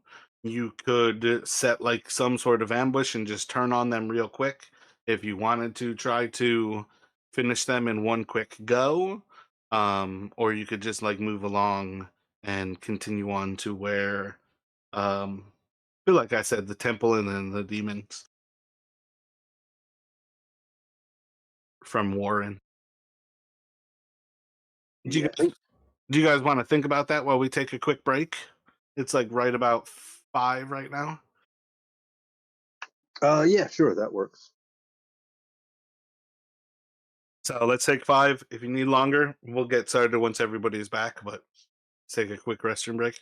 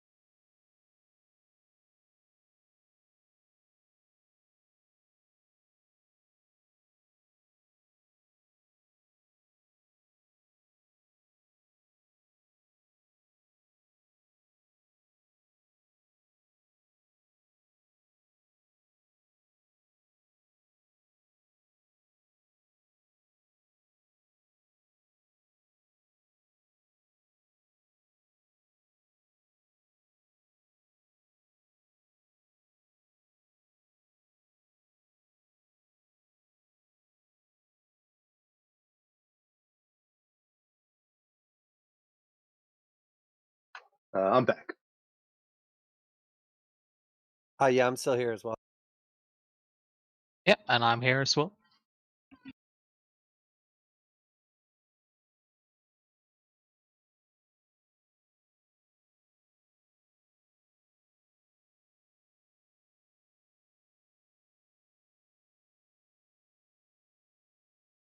What are you guys thinking? Do you have like an inclination now to kind of like jump attack them? Do we want to just kind of try to move past them and leave them behind? Yeah, so I was thinking, or Davros is thinking, like, for now, kind of just leave him behind. Um, Presumably, the big rat creatures are kept in that area, so he's almost thinking like if we, um, you know, better to just kind of leave them behind for now, and we know they're here because we don't know what else we might run into, so we don't have to fight them right now. Maybe best not to kind of expend ourselves. Are all three of you back right now? Yeah. Yep. Are you all pretty well set on that idea of holding off and sort of leaving these guys behind you? I'm fine with that idea. Yeah, it sounds good to me. Gotcha. So as you sort of like push away and I assume head back to the south, like through that hall, you basically just hear like sort of like the hissing of the rat lords behind you, as they're like scolding these brutes kind of thing. But you can like shut the door behind you if you wanted to. Depending on how it goes, they just kind of like fade out. But theoretically, you guys leave these things as they're basically like attending to your command, like train these better.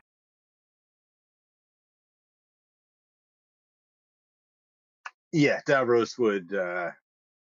Yeah, well, he'll be like kind of probably like the first one back out the door, but he's thinking, we'll just close the door and kind of leave them to it. And he's almost thinking like if we had to get into a fight and we had to retreat, we know these things probably without those rat things will probably just attack anything. Um, but yeah, otherwise he's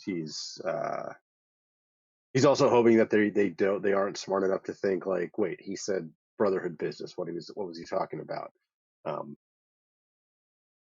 but otherwise, yeah, he's just kind of ready to he's heading down the hallway again.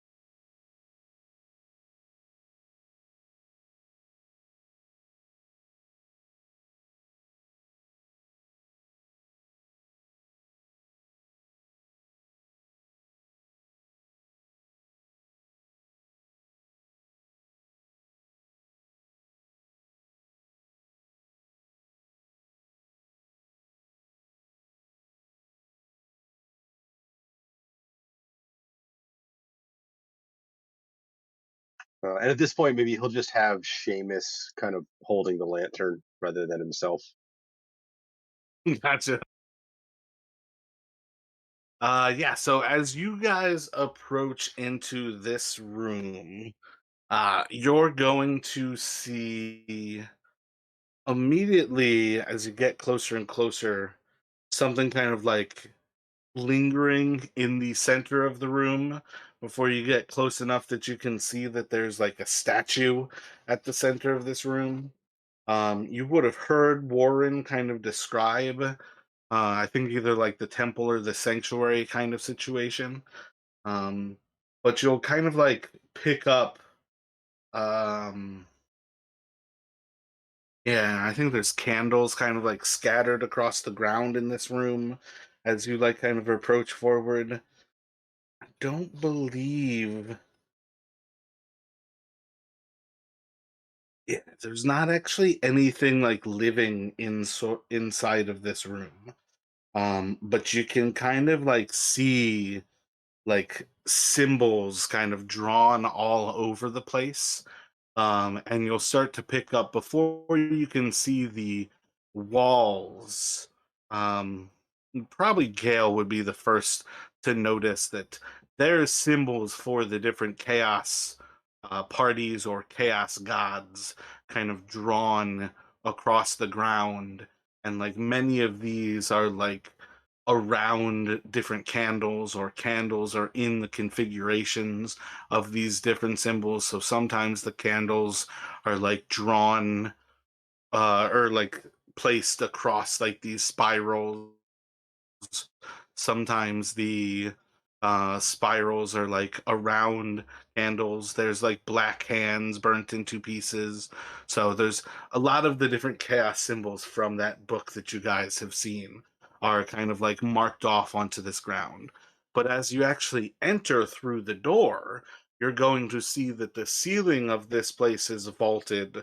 So it's almost like a pyramid, kind of like growing up into the stonework, to where it's about 25 or 30 feet tall above this statue. I believe the statue is of a very much demonic creature. Horns, sitting astride like some sort of like burning beast, as if the beast itself is like in flames. The humanoid sort of sitting on top of it with these horns has these like bat like fleshy wings. And this thing's just kind of like astride this oh wait, maybe actually humanoid torso, horse-like body, or four-legged like body. It's actually like a hybrid creature like that. I think that actually kind of fits better. So it has like this like humanoid like body on top with this demonoid like head that has these horns. Very like beast like hair kind of coming down like its head. You can sort of see it across some of the like flesh of the chest. Otherwise, like a what are horses, like the genus of horses? It's not necessarily a horse body, but I feel like that kind of like idea of a four-legged creature, very much like a minotaur. It is not in particularly a minotaur. It is purely like a demonoid statue here, and you can see that it is sort of the focus of this room.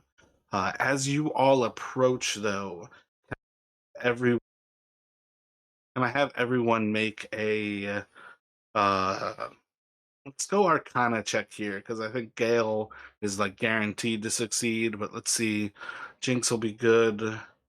Davros, No idea. yeah, and then Gale, yeah, that's still what, like a 19. Yeah, that's exactly a 19. Yeah, so I would say Gale and Jinx, as you're like approaching into this room, like the first step, Jinx might feel something's weird, but like Gale would almost like recognize this like pulse of chaotic power the moment you step into this room. And for Gale, at least, let's liken this to the same reason that the inverted pyramid is a pyramid structure. The way the geometry works, the stone itself channels power into the mages of the inverted pyramid. And immediately upon stepping into this room, you're feeling like an inverse sort of effect where this room is channeling power. And you can immediately recognize that it is very much perverted towards the chaos gods than necessarily like the arcane pursuits of the inverted pyramid. This is something, this room is deeply dangerous.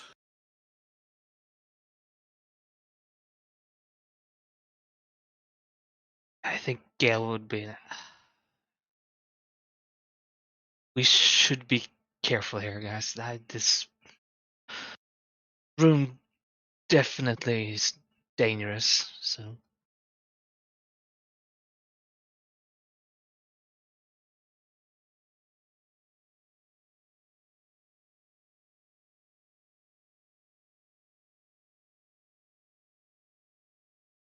What do you think the something to do with the statue? As Davros still kind of oblivious to the. I mean, maybe I don't know. Maybe he feels like subconsciously, but like he just kind of keeps moving towards the statue because he's not picking up on this kind of arcanic energy that Gale and Jinx are kind of noticing.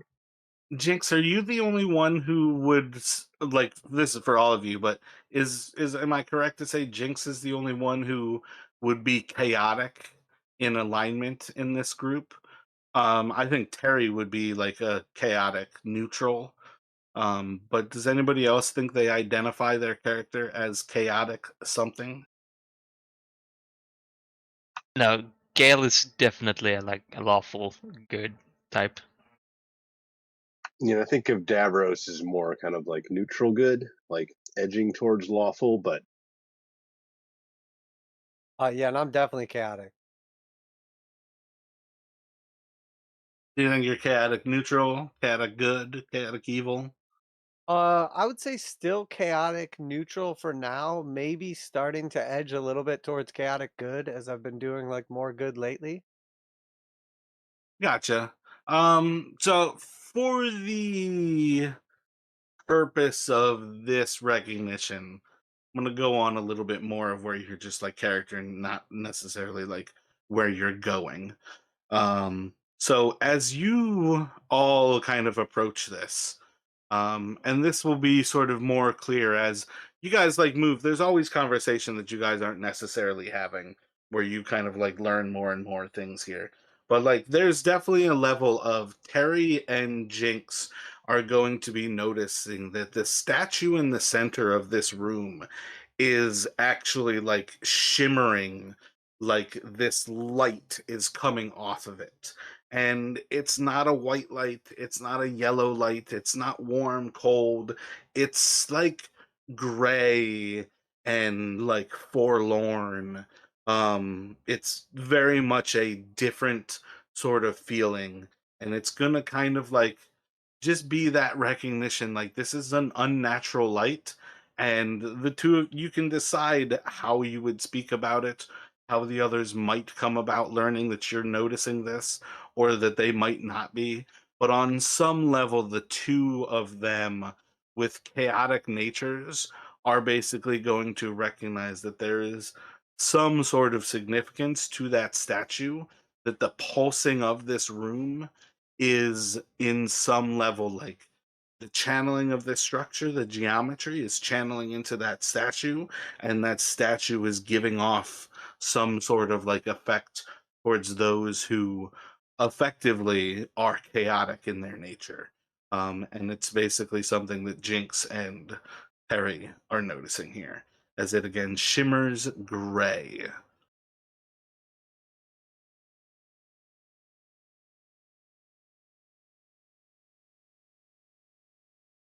So I think naturally we would both be like drawn towards it to like see if we feel like more powerful as we get closer to it, or like just out of like the kind of curiosity of it. I think you would probably notice that we're like a little bit like awestruck as we approach it, normally going from like cautious and more orderly to like kind of like curious and like excited a little bit.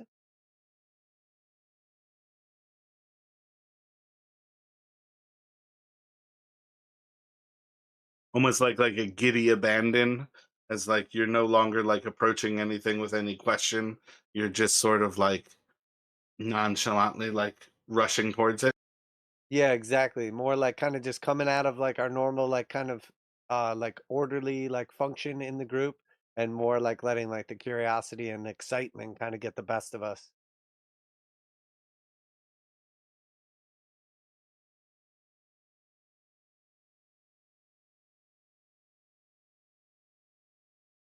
Let me have you do a your choice for Jinx, perception or investigation, and it can be at advantage here as Terry goes along with you. Should be successful. You've got a +2, I think, regardless, because of um the Bard's Jack of all trades. Yeah, it's 21 for either one of those. Yeah, so as you approach, you see this isn't specifically a statue. The statue rests atop, but this is like the platform itself is a sepulcher, a like gravestone, like a tomb. And you can basically see like the ever finest sort of like cut in the stone that this whole statue sort of resting atop this structure is the lid. And you don't know how heavy it would be, but you at least see the sign that this lid is something that seals this thing shut more than that there is simply a statue here. There is something entombed here.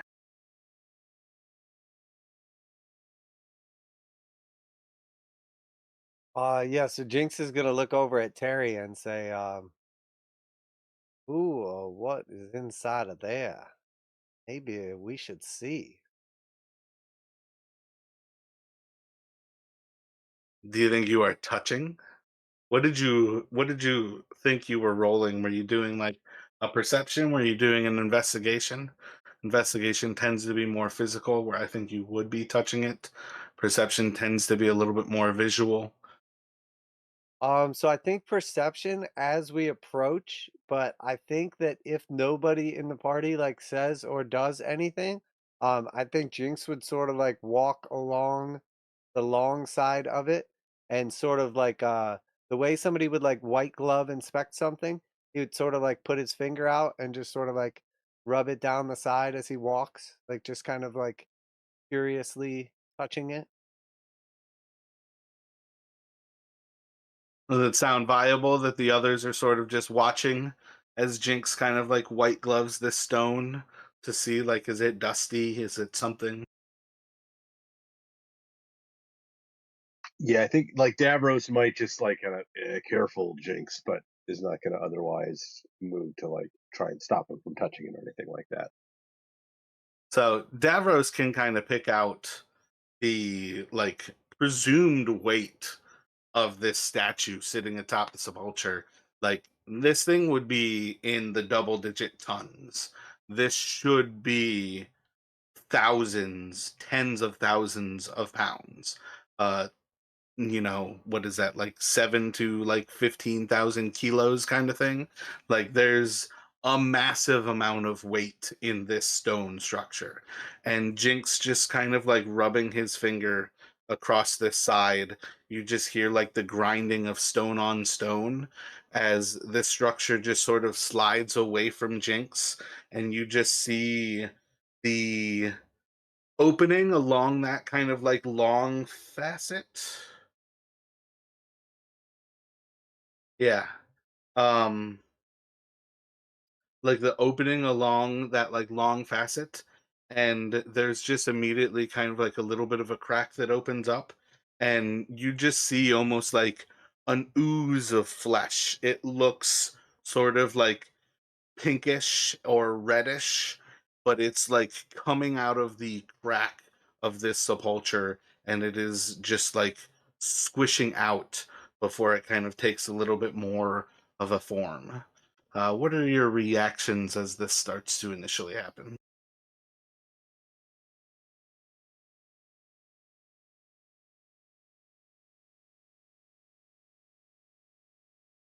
I think if Davros sees this stuff starting to come out, he's going to at that point now he's going to kind of start kind of move over towards Jinx's side and be like, close it, and try to like he has no idea how it moved so smoothly, and he's almost going to try to like depending on which way it opened, trying to pull it essentially or push it back closed. Gotcha. Who has religious proficiency here? Gale does. Davros does not. No, I just have like the bard like mini proficiency. Gotcha. So let me get a strength check from Davros as you're like pushing, like to see how much like effort you're putting into that. You're gonna fail, but I want to know how much effort like how much you tried. And then let me get religion from the other two here. Yeah, so that'll be an 18 total.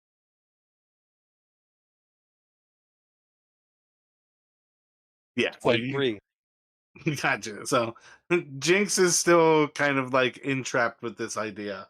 Um, But as this like ooze starts to like come out and it's starting to form into a fleshy form, and you're starting to at least recognize some of the signs that this ooze coming from within is starting to take this form of this chaos beast like creature. Davros is pushing against this thing with all of his might, and you can actually see like a point where like he's got like do you still carry a hammer, or are you primarily with the sword? Yeah, he left his small hammer thing behind, so now he's mostly just a sword. Gotcha. So it might even be like the level of like recognizing like the sword's still in like one hand, and he's like pushing against this stone trying to shut this lid, and like the blades actually like scratching into the stone where you're having like little bits of dust like cut away simply from him pushing. You're pushing with all of your might. But this thing took no effort to open with the touch of a finger, and Gale is just in this recognition of like this is some sort of worshiping chamber. What do you do inside of a chamber where you are meant to worship a god? Because there is a godlike creature coming out here. You give them gifts and you give them praise.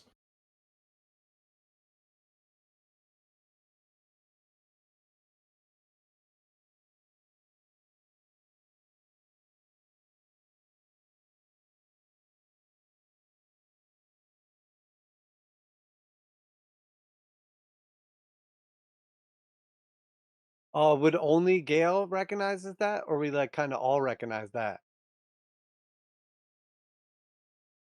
I mean, I would say this is kind of one of those classic things where I'm telling it to you all because effectively Gail should be like yelling this out to everybody, unless Chris wants to specifically allow something bad to be happening here, kind of thing.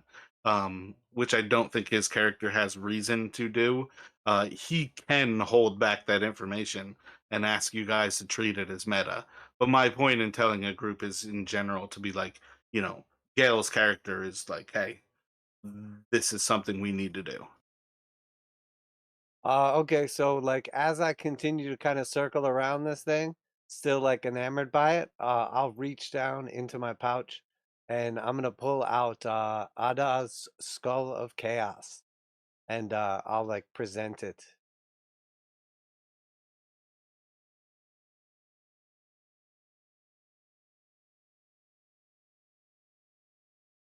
And I think Davros gonna, on Gale's warning, will stop trying to close the lid by realizing that there's, he could be here for 1,000 years and never get it closed. And will kind of like move to back away, kind of like almost like kind of falling to the ground in like a kind of very deferential sort of pose, but not really clear on what's going on. That's kind of all he's kind of can do. He's almost like looking down at the ground and kind of like falling to a knee sort of thing.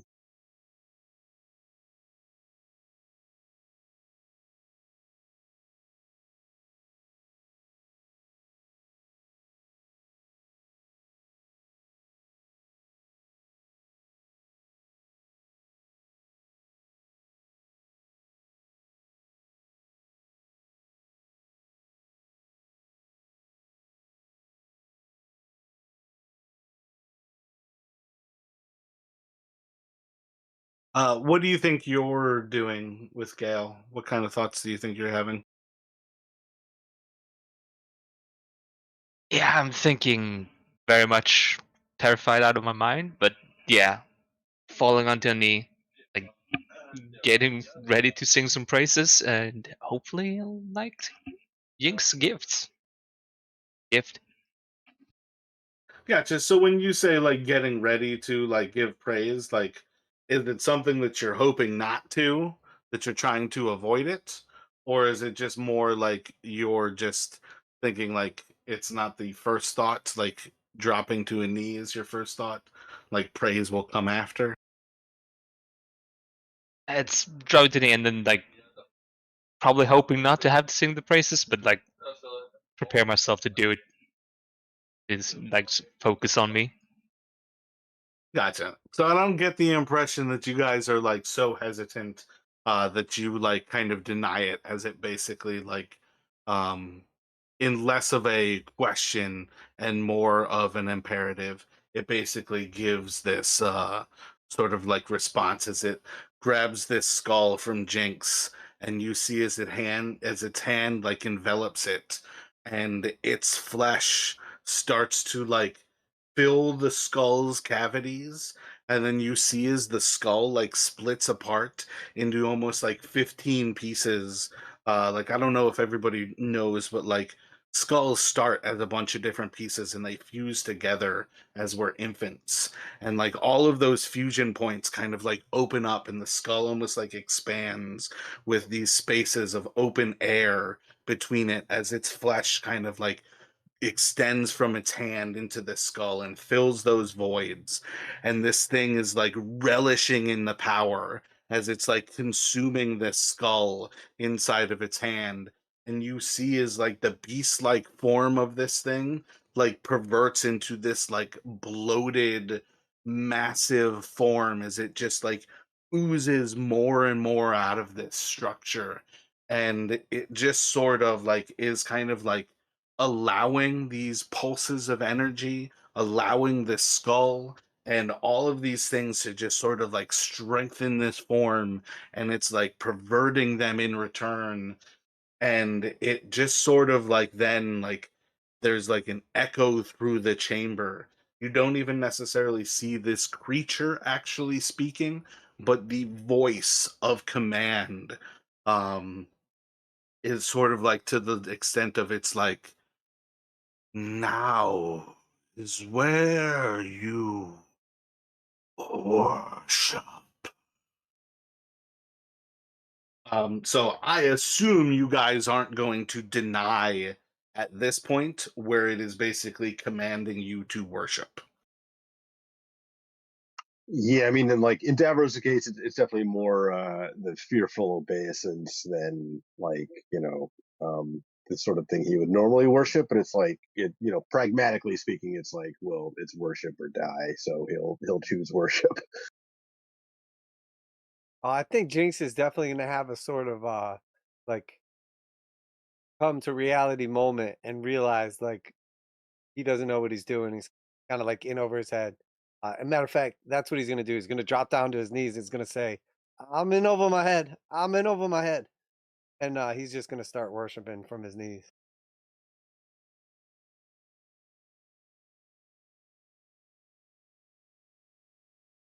Gotcha.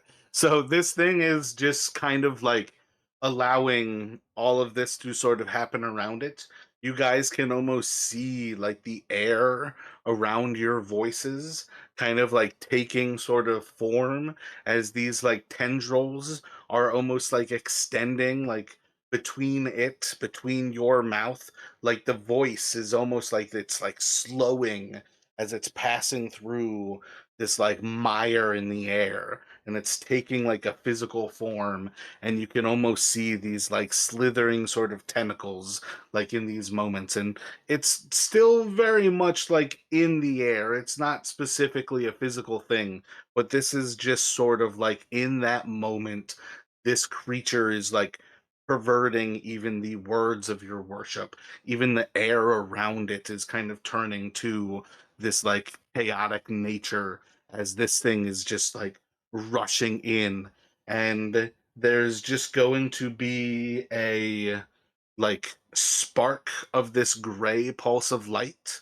All of your um magical light is going to go out, and I think Seamus carrying the bullseye lantern is going to be the only bit of light as this entire room hundreds of candles all around the room, and those magical lights are all going to be snuffed out in an instant.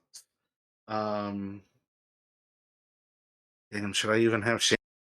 I think it would make sense even actually to say that Seamus's too is like snuffed out and just in a moment where everything just goes dark. Yeah, and I'm gonna roll something for Seamus.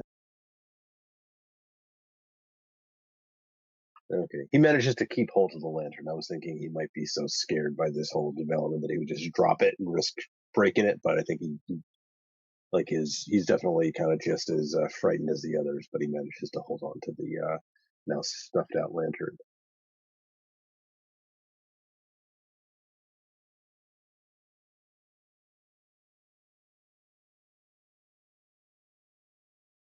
So it might take you guys a moment. It might take you a few to start to cast light spells again. You might have Seamus like sparking his um, flint and iron to like relight the lantern. But as those like first like sparks of light, the first like rays of light kind of pass through this room, you're going to see that this creature, this oozed like being that came out of the statue, does not seem to be present. The statue seems to have like returned to place. Mm, I think the candles in this room would be effectively gone. I don't think there's any reason to say like the one in Seamus's lantern is gone, but effectively like all of the candles that like aligned all of these symbols of chaos around this room have like disappeared in that sort of instant. But you guys are now like inside of an empty room. There's the open door behind you, an open door to the south, and then again this like almost like chaos bestial minotaur statue in front of you. No longer pulsing gray to those with the chaos uh, alignment. Yeah, so Davros is going to kind of like he like kind of keeps his head down like for a bit after like they manage to get the light again, and finally he kind of like looks around, very almost like surreptitiously, um, and then kind of like let's get the hell out of here. And he's gonna kind of like stand up and start moving. I think towards the doorway to the south. And But rather clearly, than casting light initially, Jinx is going to light up a cigarette, and then I want to roll to see if I perceive that as something that would make me like more inclined towards evil or more inclined towards like pulling away from evil towards good. So like maybe high is good, low is evil. Gotcha. I mean, you could attach it to an actual roll where you have like bonuses as well, but I think a flat die roll is also legitimate as well. Yeah, In and which also case, like if it's like a 20, it's like really good. If it's like a 1, it's like really evil type thing. gotcha. Sounds good. So a 2. So I think that Jinx is definitely feeling like intrigued by the kind of evil power. And I think that fits in a lot of ways. You guys have seen, even when trying to use these things for good, there's plenty of uses for, and again, keep in mind, this is more chaos than necessarily evil. There's plenty of room to use chaos for good. There's plenty of room to use chaos for evil, but like chaos is its own thing. So you can interpret it how you want, like the good and evil aspect of it. But specifically, these are like chaotic influences. Yeah, I look at it as like chaotic in nature for sure. But I've tried to use this skull like in a bunch of situations, like to help the party and like along my like quest towards becoming like more good. And it has like failed me. But I haven't been able to like get rid of it like this whole time. And it felt like it was for something.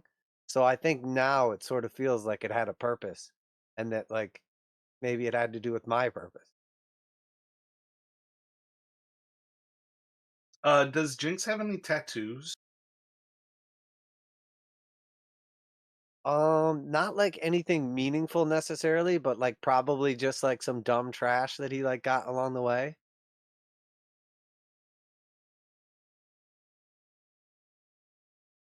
Gotcha. Let me have you roll a perception check for me. So it'd be a 14. Gotcha. Do you remember what that skull was called again? Yeah, it's called Adas Okay. Skull of Chaos. AD apostrophe AAHS.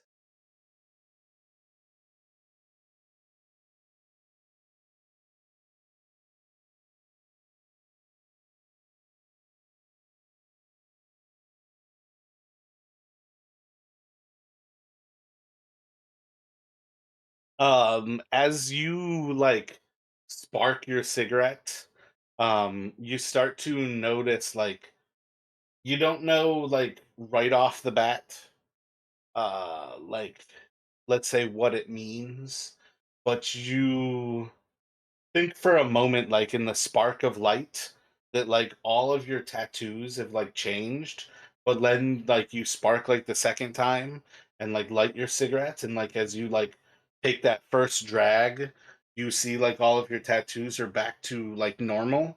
But like for an instant, you felt like all of your tattoos, like all of your flesh was like covered in tattoos of some sort of writing that you didn't notice, but it was just for an instant there. And that'll be more something that you can pursue towards the future and like learn more about.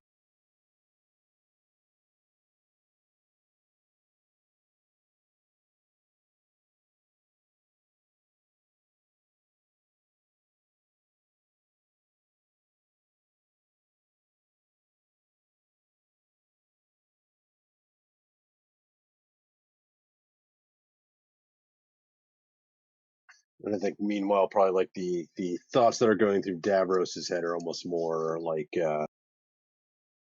kind of like at least like a temporary kind of almost sense of like despair, like this is the sort of thing where we might be up against. Like there's no way we can defeat this sort of thing. Like the Ptolus is doomed. That was why I that was my that D20 roll. I was essentially doing like a wisdom save kind of for his internal thought process. Gotcha. Yeah, I mean, there's definitely like levels of you guys can fight a lot of this stuff. I think there's also plenty to recognize as well from your characters' perspectives, where like a lot of this stuff also you can fight it and you can kill it in the physical plane, but it's not dead. So like killing it in the physical plane just means now it has a grudge against you. So there's definitely like I feel like that level of despair is one of those things to recognize as well. I'm sure you Yeah, guys have all seen like the Indiana Jones movies, but like picture like that type of situation as kind of like the situation where they find like a powerful artifact or something like that, and it sort of like consumes your free will temporarily, and then all of a sudden you realize you're like, oh shit. yeah.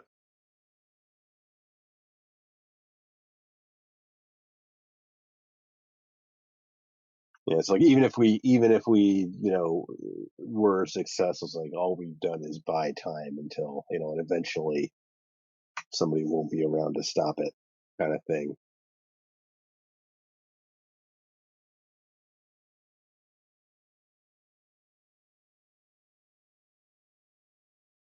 But I think like Davros in his like kind of urgency to get out of this room will like not even kind of really like try to look to see like what's beyond in the south. He'll just kind of like move through the doorway,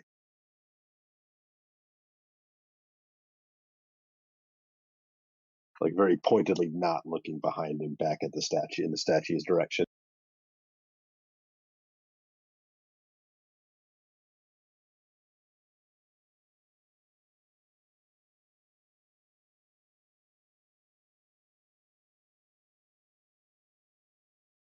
And I'm deleting that skull from my inventory. Yep, yep. That was part of what.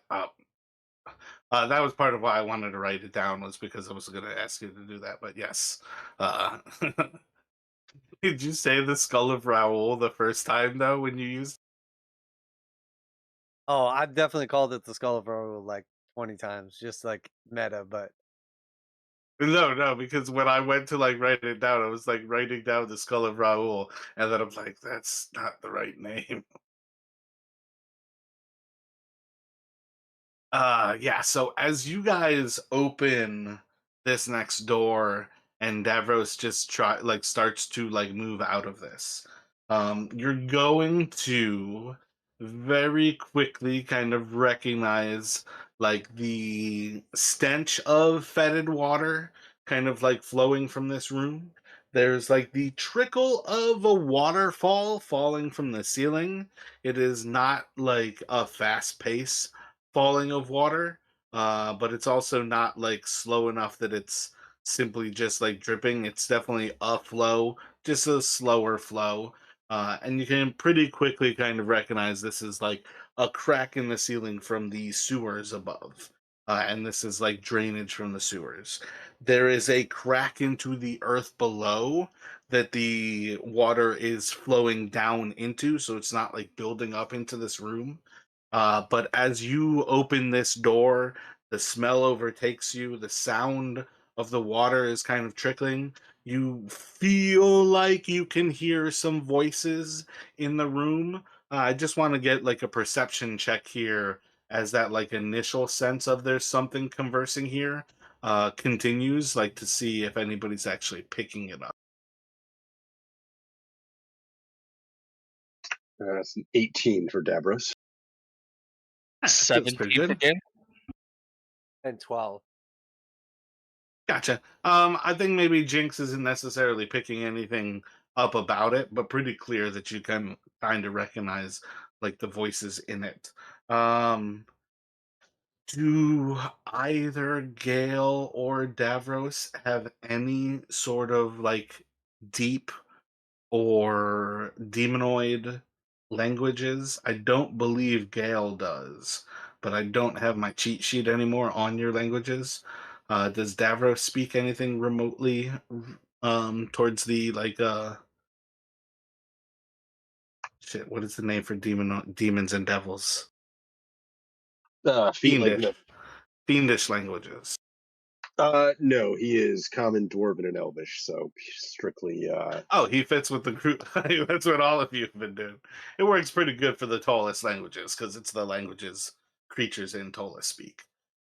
So yeah, as you guys kind of open it up, you would hear again, it's very much like almost like a cacophony to your ears to hear the fiendish languages spoken. But as you open up this door with all of the other senses kind of coming through, the three of you can kind of pick up or at least understand that there is some sort of conversation and it is being held by fiends in this next room. I'm going to say at present, you can see past into the next doorway, some like 70 or so feet away from you. And we'll just say that at present you just don't hear or you don't see the demon.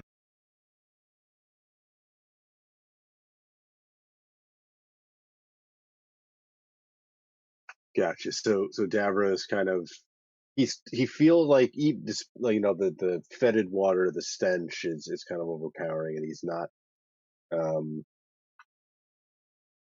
well, he doesn't really know. Yeah, so he can't make out what language these voices are, or if they are voices, or like not entirely. But he somehow, like, some small part of him feels better just not being in that room with the statue anymore. And he's going to try to essentially like almost like physically kind of like shake, like, kind of shake himself off, like kind of, roll his shoulders and kind of maybe crack his head from side to side, crack his neck. Um, and then trying to remember that, like, we're pretending to be kind of like, cultists who belong here.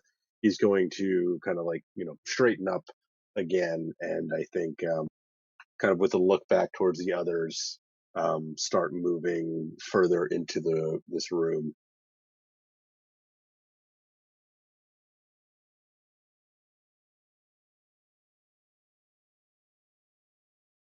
Seamus will kind of follow behind, still with the now relit lantern.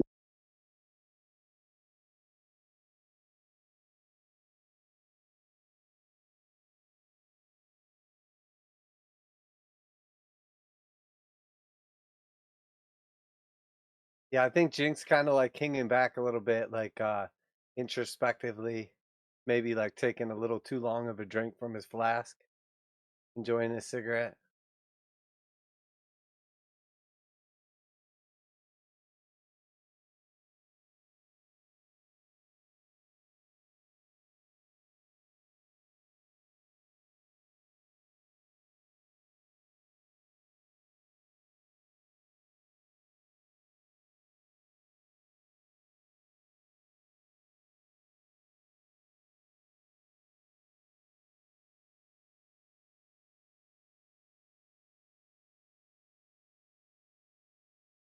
All right. So as you approach into the room, you're gonna see off on like the right side for you, the western side for us as players watching this screen.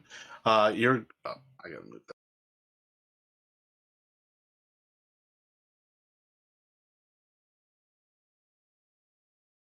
You're gonna see the two different creatures that are like conversing in this fiendish language. One of these creatures is sort of like down this hall, sort of like just in sight, but down like in the hallway.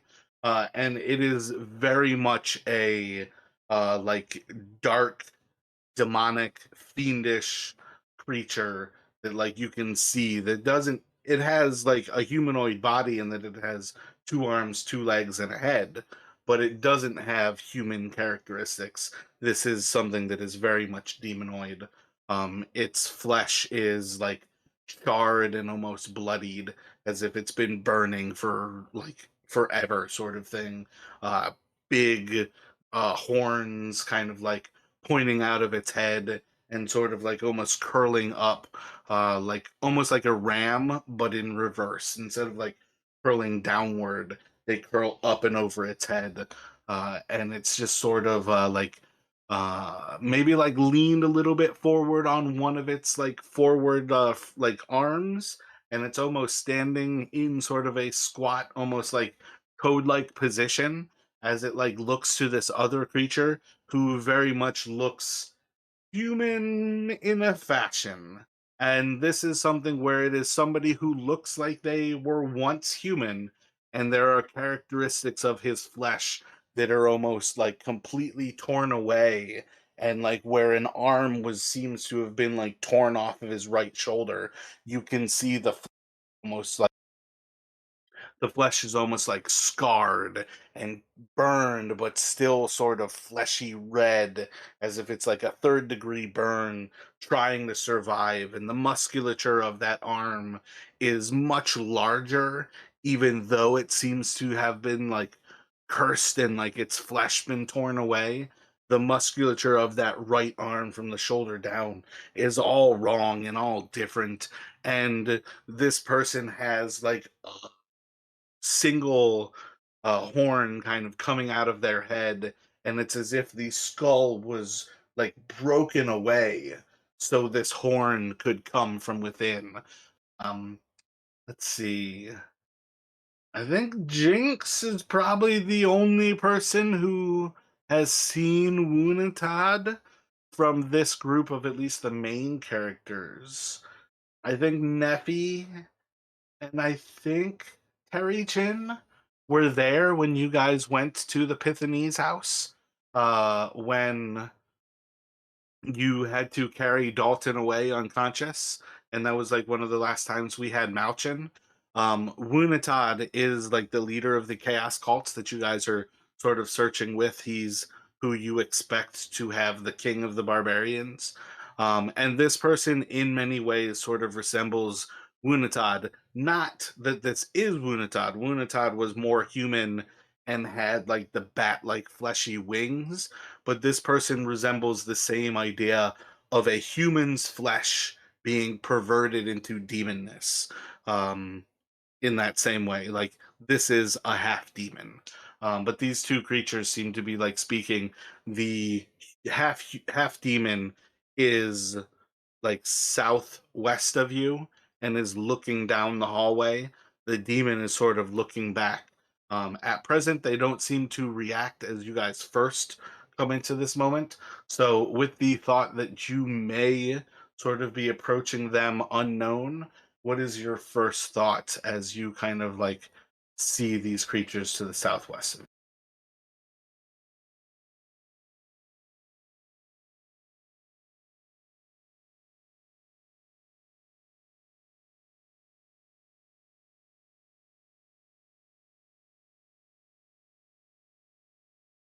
Think Davros is going to kind of like turn around to the towards the others behind him, and he's just going to try and mouth demons. He doesn't want to say anything aloud to potentially alert them if they haven't noticed us yet, but he's not sure how well the others will be able to make that out.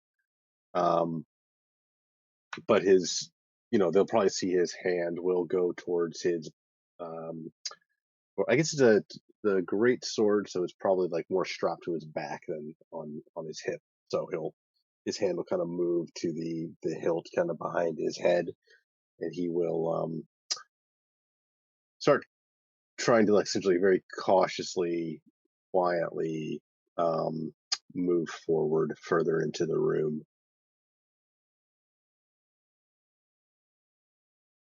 And I guess towards the left, the west, where the creatures are. Gotcha. So you guys already heard these things ahead of time, so you should basically know what you're approaching. But what's everybody else thinking? Is he kind of like confirms the demons and he's moving forward?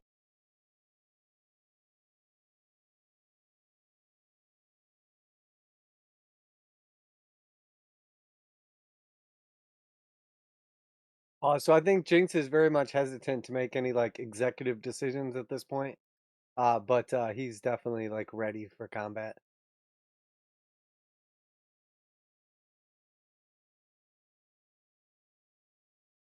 I think it's the same with Gale, basically following Darrow's lead here, but yeah, kinda on edge from the last room.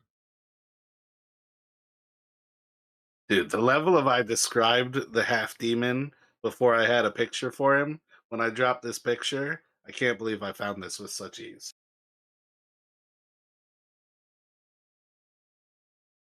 I impress myself sometimes.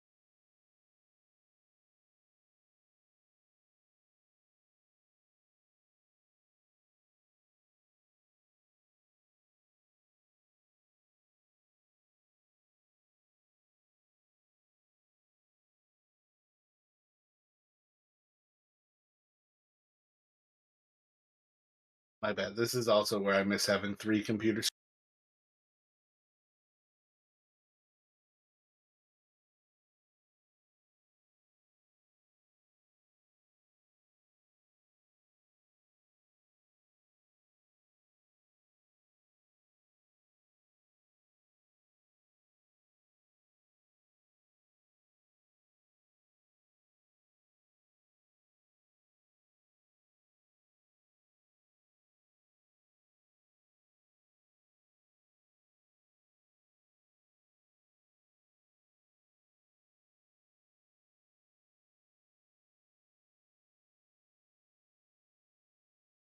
Gotcha. So you approaching into the room isn't going to immediately cause either of them to like leap into combat. But you do see like the full demonoid, the one like more to the left that's actually kind of facing towards you guys. Like in the middle of this like horrendous kind of like cacophonous vocalization just sort of like stops, looks towards you, and you can kind of see the moment like it's speaking towards you. It's in some sort of fiendish language you don't speak.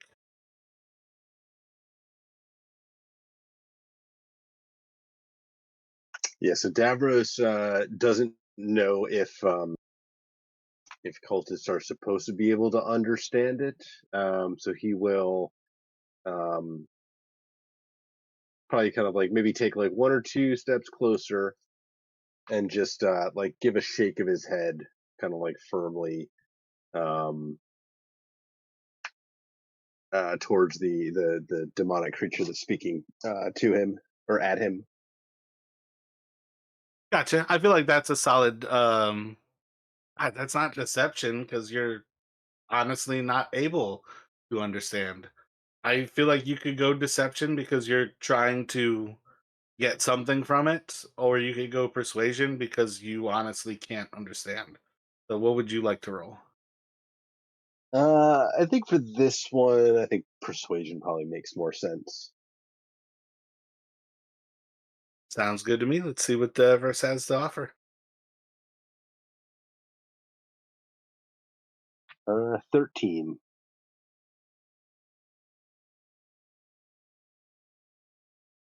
Without like kind of skipping a beat, the voice goes from this like horrendous cacophony of noise to just this like soothing, almost like lullaby. And you just sort of kind of like hear as the voice goes to something like kind, and it's just like pleasant to your ear, as it's just like, we felt the presence of a great one. The sanctuary was blessed, and you have brought. And you hear like a kind of like cacophonous sound come from it again.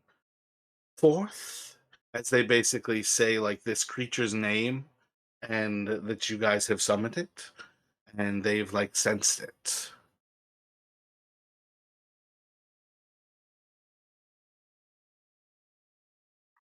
So Davros will respond in common. Um,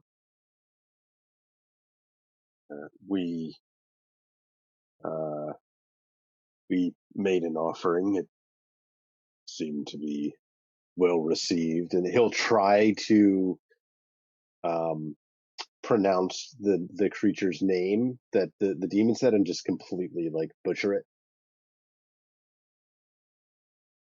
I presume, like essentially, like he um, he tries to mimic the name of the creature, but probably gets it completely off.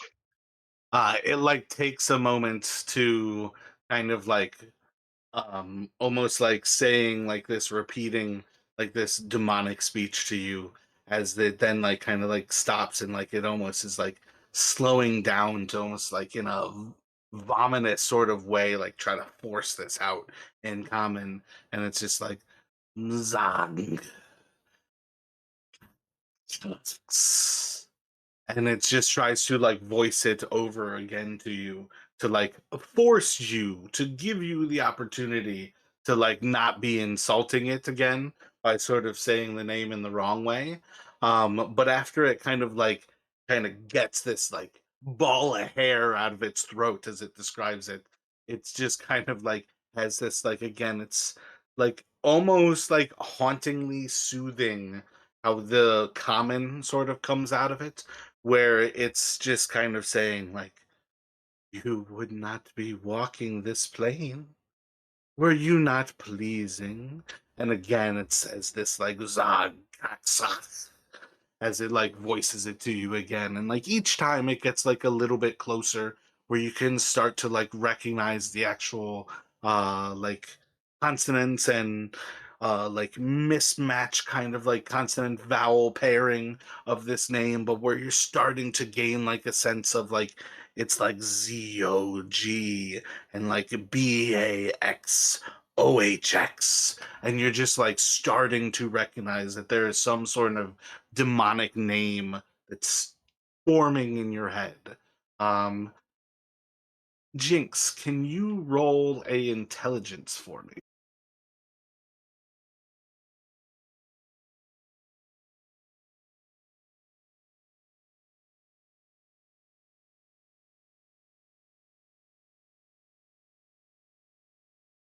Oh, so it's just an 11, no modifier.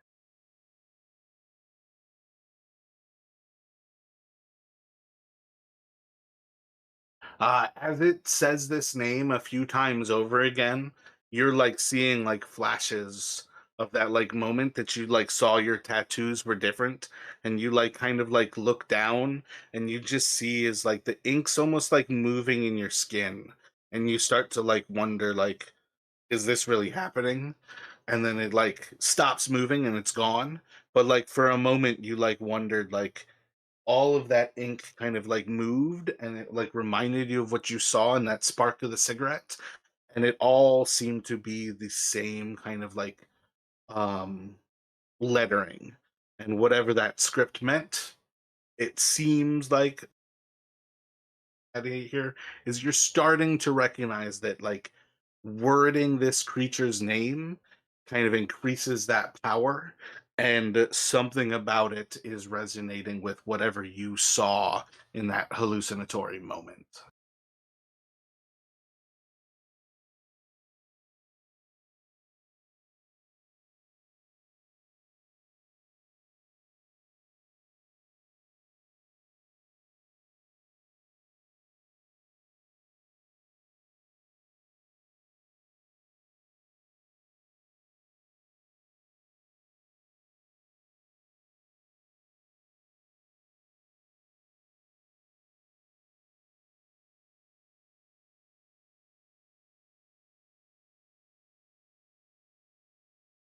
So yeah, as you guys are like kind of having this moment, the creatures kind of like look towards you as you've like walked in, and then you're like holding this position like at the like front of this entryway, and then they like look back to each other, and you hear them kind of like speaking to one another.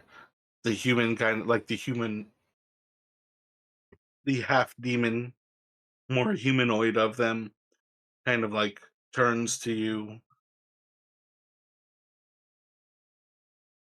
Um, I don't know how specifically it is like that he would go about necessarily saying like to identify yourself, but he's kind of like taking a moment where he's like imperatively telling you like, you know, show me your affiliation. So it's just something to the effect of like, identify yourselves. Who do you serve that you've brought Zogback socks into this world? Yeah, so Davros at this point will kind of he'll bring up his hand again, similar to kind of like holding it like his hand out, like kind of palm towards him with like the uh, face of the ring held out, and he'll um, not as like roughly as he did with the rat rat lords, but he'll the or with the brotherhood, and he'll kind of like try and show the ring. You take like a step forward. Favor to the Brotherhood. Those of the tolling bell will be quite disappointed to know you found such favor this day. And Davros will kind of like, as he hears the name, the tolling bell, he'll kind of just like turn and kind of like just spit on the ground and uh, afraid don't care much what those fools think. Trying to kind of play up the sort of internecine rivalry between the Celts, trying to play his part.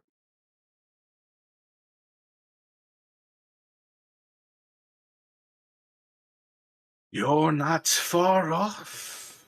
We would have expected that your friends, your group, would be little more than puddles by now.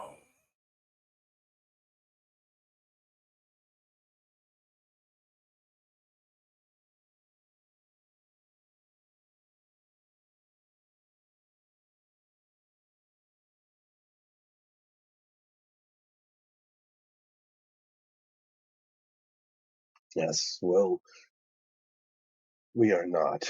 Um, and Davros doesn't like he's trying to think of a way to essentially extricate himself in this conversation, because he's afraid the longer this goes on, the more chance that he'll be his deception will be found out, and he'll kind of like he'll as he after he says kind of that last bit, he'll kind of like look, kind of glance back towards the others, and then um, soon we can make out the door here on the to his right.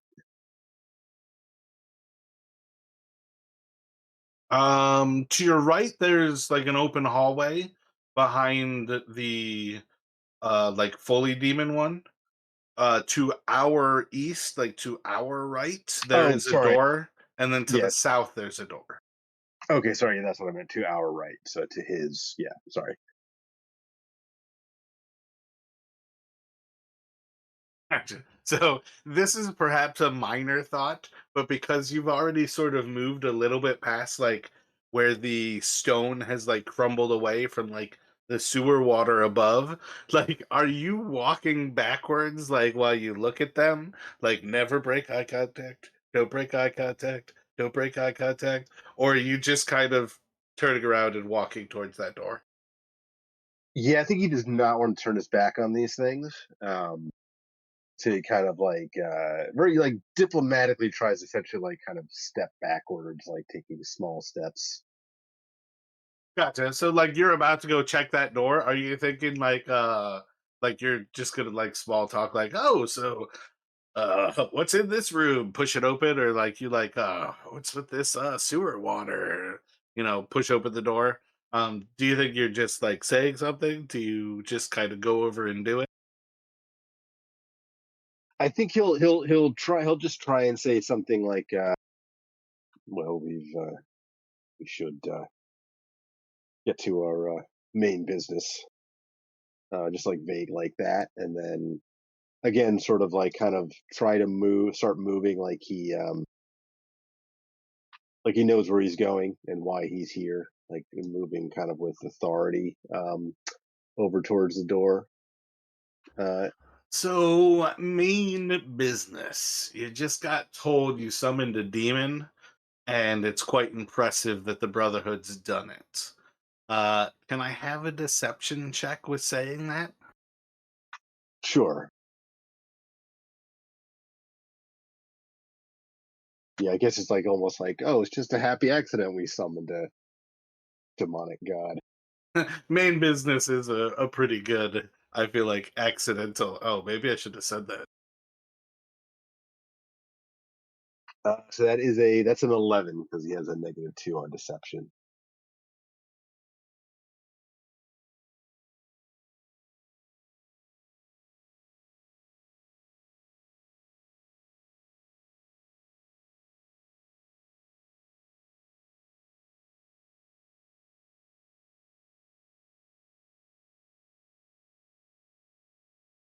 Stand tall to respect those who would come and so lightly summon a demon into their world.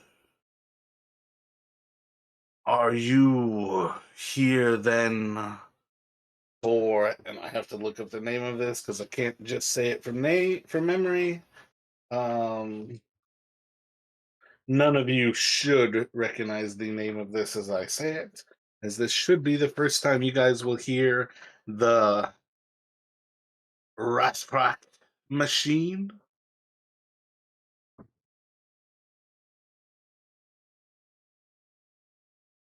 Oh, we serve a greater purpose than our own. I mean, obviously we're here to do the demon thing, but we're looking for the one whom you're in his likeness. We need. It's about the king of the barbarians.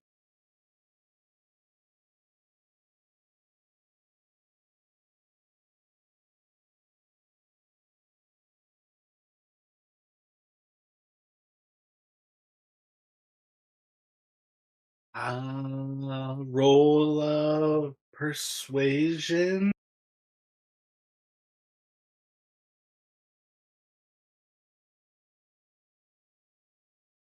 23 total.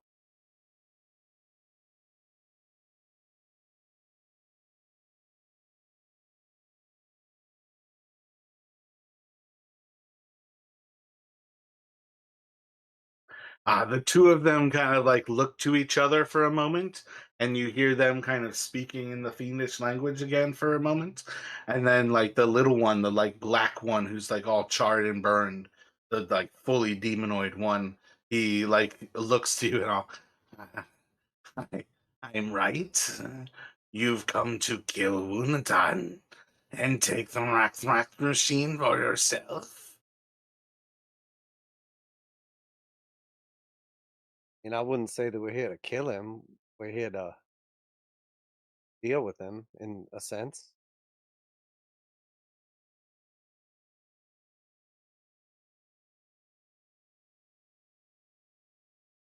Your secret is safe with me. I will not share what you mean to do. You've shown yourselves powerful enough. I respect your will to rise in favor. God's flesh is flesh until he is finished. You can take the power you desire at your will. You do not want the machine for yourselves. I'm not saying that at all. And let's say hypothetically we were here to dethrone him of his power. What if we gave you some promise of riches or power of your own? I don't suppose you could reveal his weakness. Weakness is flesh. To promise me power is little more than emptiness. The living, you're all susceptible to death. Power is easy for you. And he kind of like gestures towards like the half demon, and he just kind of says, Astrid has killed one or two fiends. And you see Astrid kind of like nodding his head like a little bit towards the other one. And as he looks towards you and he's like, to take the power of another is much simpler in our form than theirs. Wuntad is susceptible now. Were you desiring that flesh, if he completes what he desires, like this one here, life becomes. And you see the little black creature kind of like looking up to him. Different is life. One becomes the other. Kill me here. I will rise again. My power is mine. And then he kind of like looks like down and away, and it's just like almost like a fear sort of sense, and you see as its flesh like starts to like sizzle and burn, like just from the little bit of like moisture in the air, as if his flesh is like rising to an extreme heat, and you see as like charred flakes of its flesh are like starting to fall. Other planes are where my death can come. But here, you can neither give me power nor take it away. But there are ways to send the demons back. And perhaps, were I waiting, I could benefit. But even so, it's perhaps beyond our will to scheme. I enjoy the pleasure of watching suffering. Your world is so ripe for entertainment.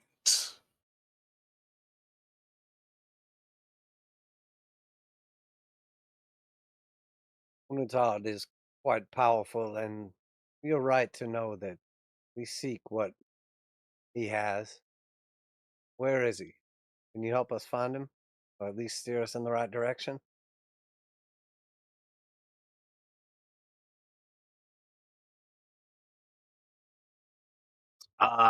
You'll hear again as he kind of says, the champion of the Gargax can certainly rise to the occasion. You're searching for the tolling bell, for Wunatad, and for their Mrathmaker machine. Beyond this cell, you need only follow. And they will. Yeah, they point you towards the door in the south. And I think I said beyond this cell, you need only follow. I should say beyond this cell, you need only follow the hall.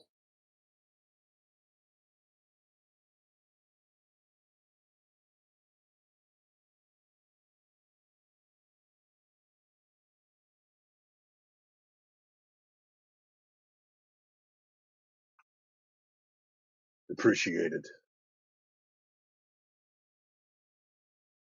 And Davros, who had been kind of like starting towards this door, like almost kind of like does like a sort of a quick turn like down to his right and starts sort of striding towards the south instead.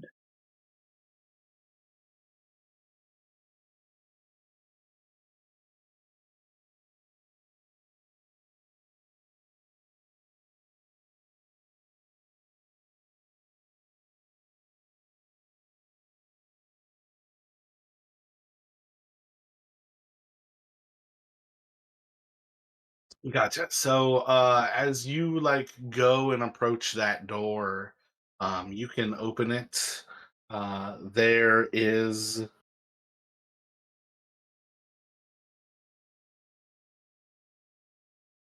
it's just kind of a what is that, 30 by 30 room. There's different like what is it, like a bed in the southeastern, a table in the southwestern, a couple of like scattered what is it, like book bags and things like around. Like there's just kind of like goods sort of built up in this room.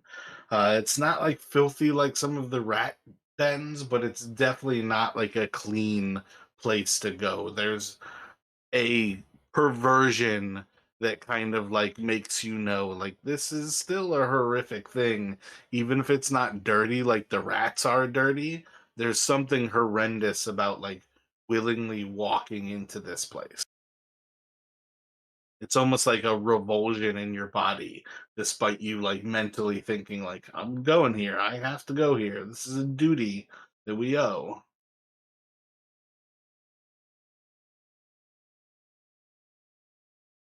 Yeah, so Davros tries to keep up like a kind of like stoic front, at least until he's kind of through in through the doorway.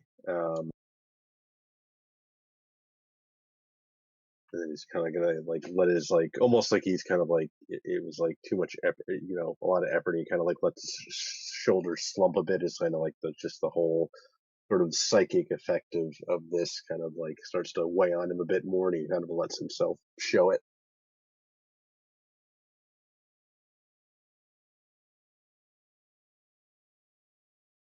All right, yeah. So my bad. Over on the northwestern side, those are actually two chests on that side.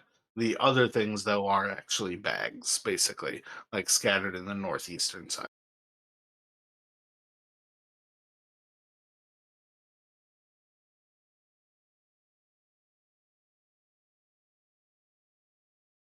Gotcha. Yeah, I think Davros kind of, and are the bags like just sort of like haphazardly kind of thrown about in the corner, or are they like stacked or? Indeed, they're just like thrown in the corner. Yeah, so I think he'll kind of like he'll move over and kind of like picking one at random, just sort of like try to like kind of lift it to see how like heavy it is, or getting any sense of like what might be inside.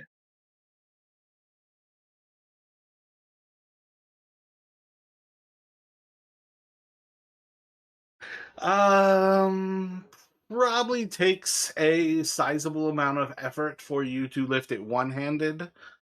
It's definitely not like difficult or like impossible. It just takes a good bit of strength to do. One-handed, you can definitely lift it. Two-handed, it's not really terribly difficult to lift. Um, Probably recognize it's roughly about like 80 to 110 pounds.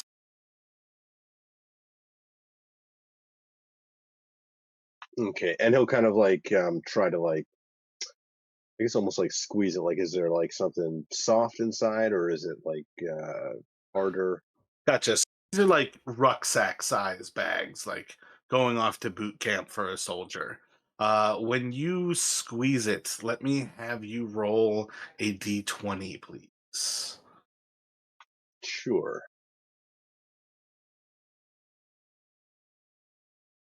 It is a 20.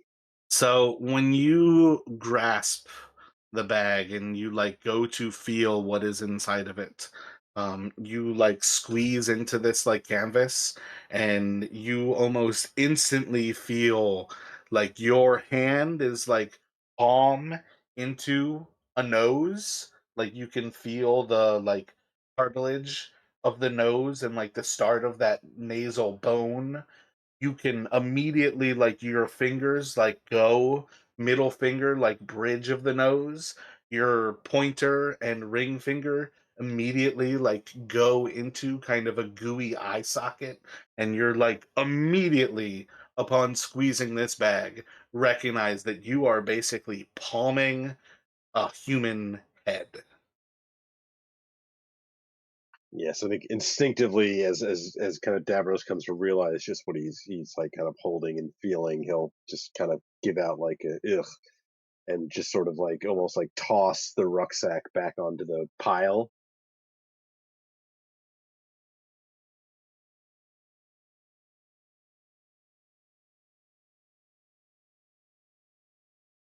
You can just hear like a little bit of kind of a joyous laugh from outside of the room as the demon's looking at you, and it's just kind of smiling. All of them. And it's just like nodding its head, like telling you, yes, they're all filled with bodies. My bad. It doesn't actually say yes, they're all filled with bodies, but that's what it's like saying to you. Yeah, I think that the implication is fairly. Um, yeah, I think Davros will be able to get the implication there.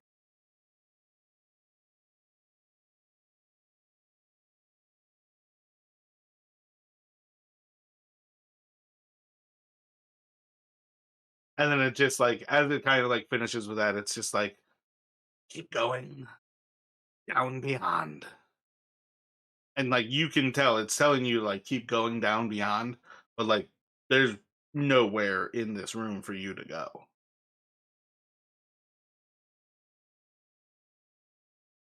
Yeah. I guess he'll Davros would kind of like he'll let the others kind of like if they have anything in particular they want to inspect. But My bad. Can I actually have you do a? I should have had you roll.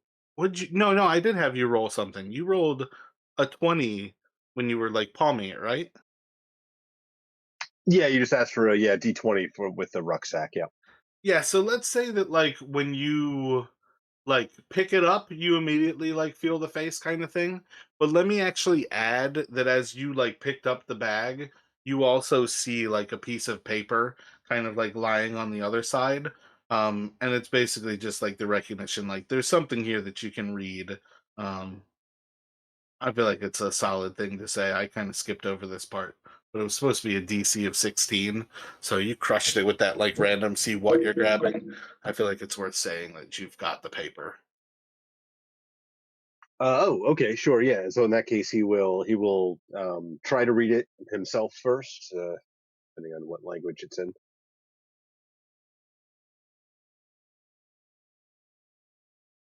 Yeah, so you can effectively be as nonchalant or as clearly like I'm leaning over to pick up this paper as you'd like. But when you pick it up, you basically see the writing is, but before they slept, they committed one last act of divine betrayal. They fell upon one of their beloved named Gelselrak, shredding him completely so that one future day their servants could feast upon his flesh and his blood and be changed. Galesothrak's ebon hand would bring blessed mutation and lovely transformation, granting those who dared partake the power to free the masters once and for all.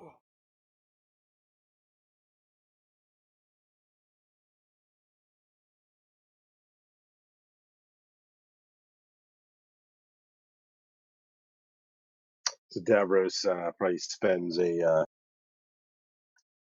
minute or two kind of reading this. Still, if the others like kind of look at him, they'll see him like Davros is the type he reads by like mouthing the words silently.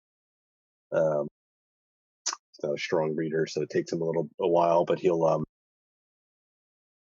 kind of once he's gotten through the note, he'll look to the others. And does this look like it's been ripped out of something else, or is it like just a single sheet of paper? I guess because It says it's a page ripped out of a book. So, oh, and it says the passage is circled. So it's a page with more writing in it. Let's think of it almost as like a dark Bible for the Ebon Hand sort of thing.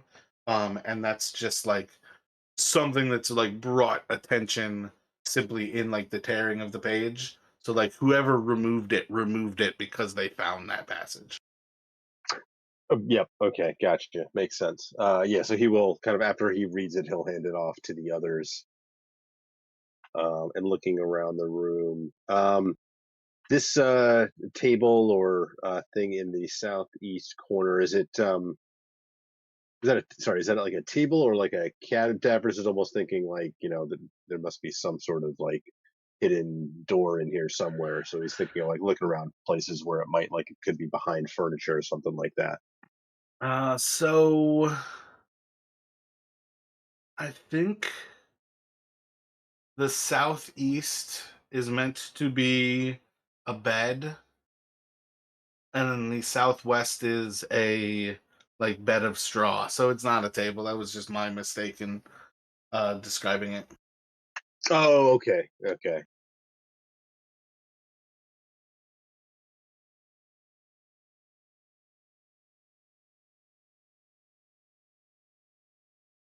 Actually, here I've got a better understanding now. Um, the southeast is a cabinet. The um, circle is a bed of straw. The two silver pieces in the northwest are the lock boxes, and then um the like bags are again they're basically like bags that would like almost resemble like large pillows kind of thing, but inside of them are bodies. Okay. Okay.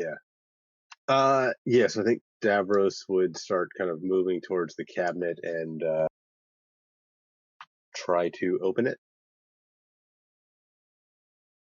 Inside of the cabinet, you're going to find like the like classic like James Bond like torture implements, like scalpels and different blades, like bone saws, like needle-like implements almost for like going to somebody's nostril to like remove the brain, things for like poking out eyes, all kinds of horrendous kind of like torturing devices. Lovely.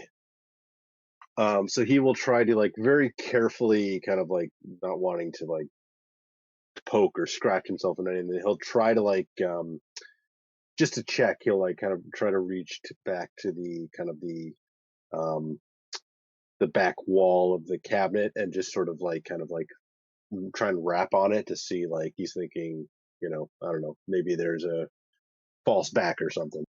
Gotcha. Let me just have a investigation as you're like kind of physically sort of investigating around this room for where you would expect to find. All right, so that is an 11. Again, he's -2 investigation. Gotcha. So I'm not going to say that you can't find it because you guys do have the sense that it is in here. It takes you some amount of time to be able to find it before you basically find that it is a false wall to the south. You probably spend another like 10 or so minutes in here. The thought of like these demons kind of speaking just outside of this room would probably be like what's it, like a music worm when you got a song like stuck in your head, only it's like that thought of like, are they starting to question why we're here? Are they going to come in here and start to, all of these horrendous thoughts of what these demons might do are just like creeping around in your head as you guys just start to search, not like frantically, but like more and more intently, because like each passing moment is like another moment that you're standing by these demons, and it's just like a sense of we need to get out of here before you guys basically find like oh, just like almost like a sigh of uh like giving up kind of thing, and it's this like horrendous feeling of like loss, and like the door in this wall almost kind of like responds to this like negative emotion being kind of like cast out there, and you just see is like there's like a trickle of sand as this doorway kind of like forms in the southern wall, and as the sand kind of like falls away, you see is like this wall's like perhaps illusion, but whatever it is, kind of like is clearly like a door there. And then like the last moment where the sand like touches the ground, there's just that like slight kind of sound of sliding stone against stone, and it reveals the passage to the south.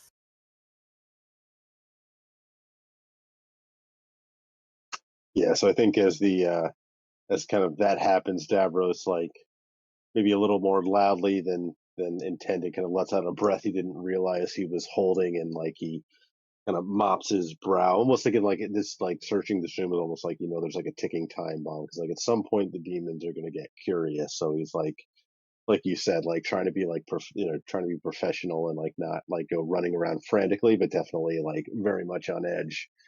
Um, but then he kind of looks back towards the others when the door finally kind of reveals itself, and well, shall we?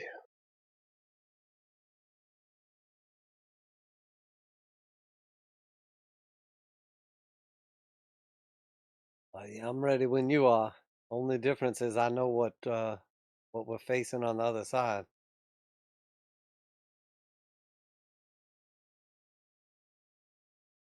Well, do you have any tips for us others then? Not really, to tell you the truth.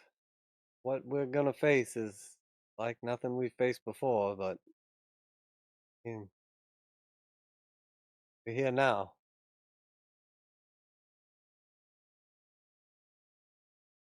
Don't think there's any going back at this point.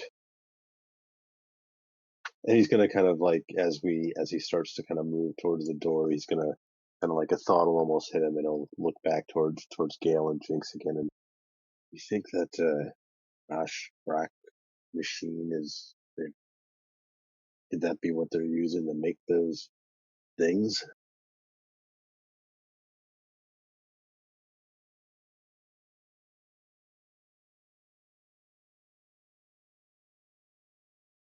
I don't know. I mean, we know they inject them with that serum, but we don't know where it comes from or anything.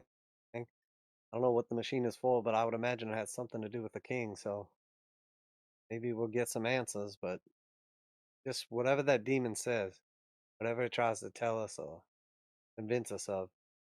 Can't believe it. They'll do anything.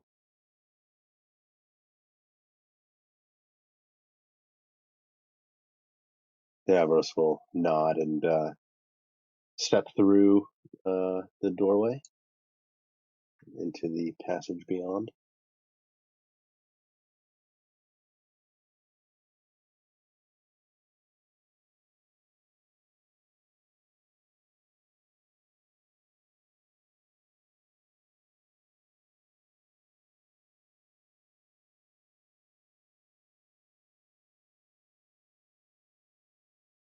All right, so as you all step in, the hall goes for about like 20 or so feet to the south before it seems to kind of turn. There's like a stairway down about 20 or 30 feet before you see kind of like the light probably extends for about another like 20 before you actually need to walk down the stairs and see that that hallway continues on for some 40 or 50 more feet before it turns to the south. What sort of marching order do you guys have in the hall here? You can go basically two abreast, and your party is 7. I'll probably continue to have Terry up front with Davros. Yeah, and that would make sense too because Terry has dark vision. So Davros, I think, so Seamus will still have the light kind of. He'll be following fairly close behind. Maybe Davros and Terry in front. Maybe Seamus kind of like 5-10 feet behind, like directly behind Davros. So 5 feet would be directly behind, 10 feet would give you a 5-foot gap. What do you want to do? I guess a 5-foot gap, so 10 feet behind. Yeah, and I'll have Jinx in that second rank. All right, you want to stick with that same idea, having 5 feet behind you? I don't necessarily need a big gap or anything. Doesn't matter. Well, it's up to you guys. Like, do you want, like, if you went right behind, you could be like that. Gale and Seamus are 10 feet behind. Neffy can, be wherever she wants to be. It's just if you guys want a gap in your party. Yeah, I guess we can leave a 5-foot gap.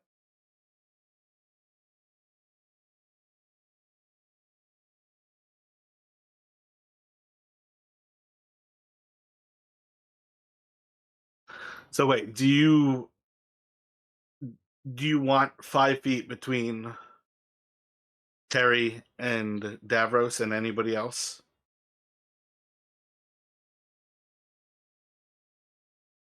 Yeah. Wait, isn't that what you were saying? Yeah, unless like we want to fill Okay, it in.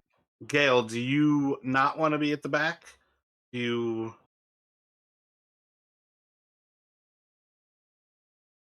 want to do something like that, where you have like Neffy at the back, and then you've got what is that, Bill and Jinx, you got Gale and Seamus, and then 5 feet between the two frontmen. Yeah, I'm fine with Gale and Bill where they are.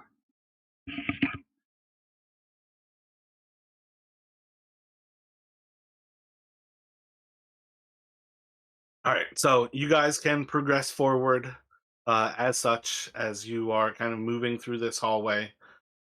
You are kind of moving along again.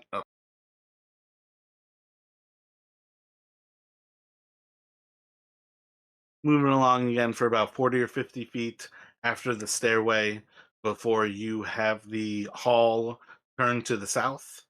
By the time you turn to the south, you can basically see that there are doors ahead.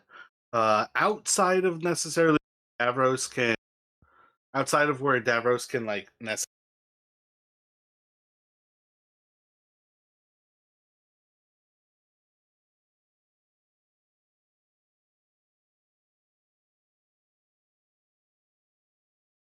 I think you might have cut out there, Ma. So as you guys round the corner and kind of turn southward again, it's perhaps outside of where Davros can simply see the door ahead, but it is inside of the dim light where you could make it out enough.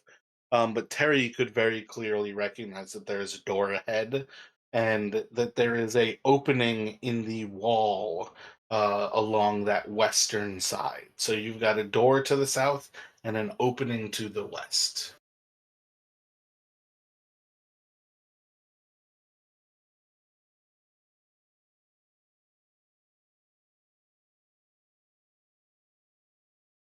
All right, so Davros will kind of continue on down south with the idea of kind of like taking a look at the once he reaches the opening into whatever is beyond there. All right. So as you approach that opening, how are you kind of like peering into it?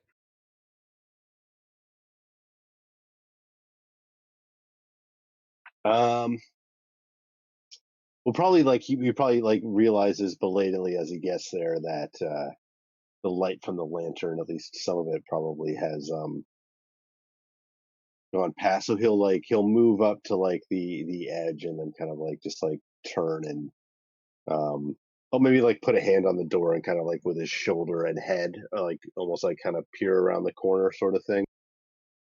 Gotcha. Yeah. So if you're approaching to the actual like opening, you're going to see at least inside a little bit more kind of before you're necessarily like looking all the way in. But as you approach closer and closer to that opening, you can kind of see this is another one of those rooms that is like cascade of colors, and it almost starts to like induce these senses of vertigo, and there's a sort of just opening, and when you're looking into it at first you just kind of see the stone sort of give way effectively to what is like a cliff. It's not until you actually go to peer around that opening that you would see anything else. So, do you have any thoughts before you kind of peer around with the idea that you're kind of spotting a cliff to the south of you? Yep, that's not what I wanted.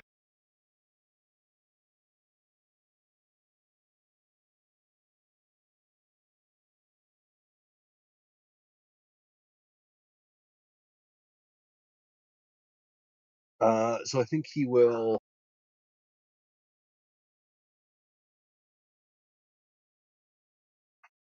Aside, I guess aside from kind of staying away from the cliff edge, much as he can. I'm not sure Davro.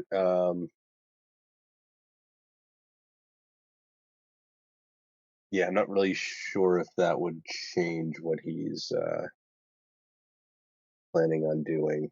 So he'd still kind of like turn and look into uh, around the side of the opening.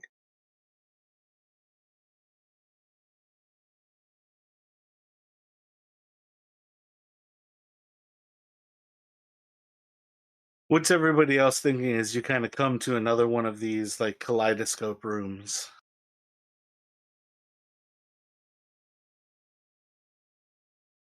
So I don't think Davros has been in one of these rooms before. I think that was Dalton still. Yeah, technically Davros would not have seen it. Yeah, that's right. What was the kaleidoscope room? I don't remember that. It's where Dalton actually died. It's where you guys like step in. It's like vertigo inducing, so it like messes with your inner ear, and you kind of would feel like almost like wobbly on your feet. Wait, is that where the wizard like where we killed the wizard and then the guy like shot us and tried to run away?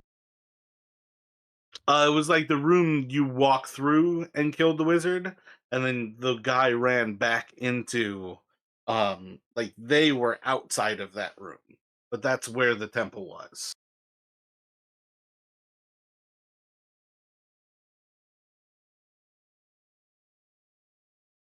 So like I think it sounds right that Davros is like starting to basically see into this room, feel like the queasiness, and he's basically like held back and he's like looking for you all to sort of add to this situation.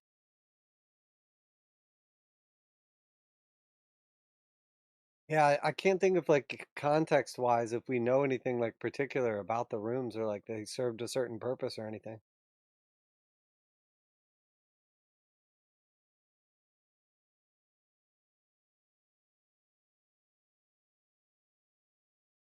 Any thoughts from Gab? Yeah, no, I'm basically stuck on the same, trying to like think what you could say here, but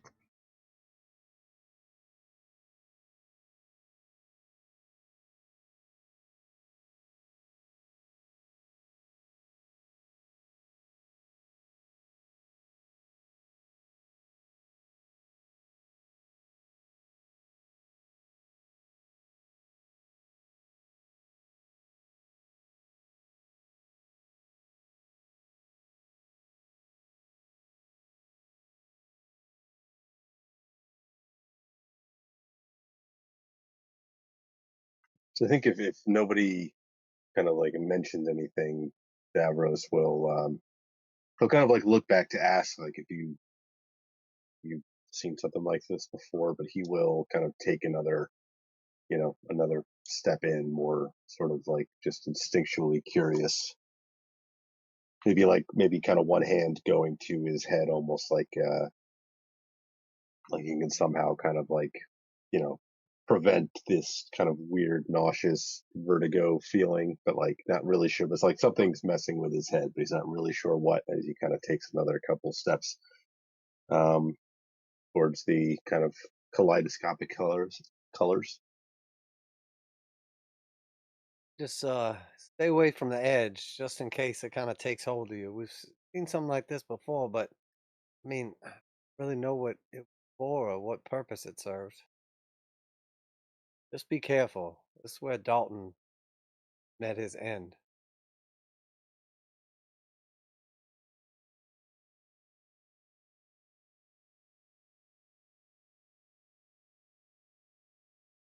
All right, so if you and as you round the corner into more of a full view of this room, you're going to see that this is a massive chamber. Let's see, 10, 20, 30. Yeah, so I think you guys can pretty much see the entirety of this chamber.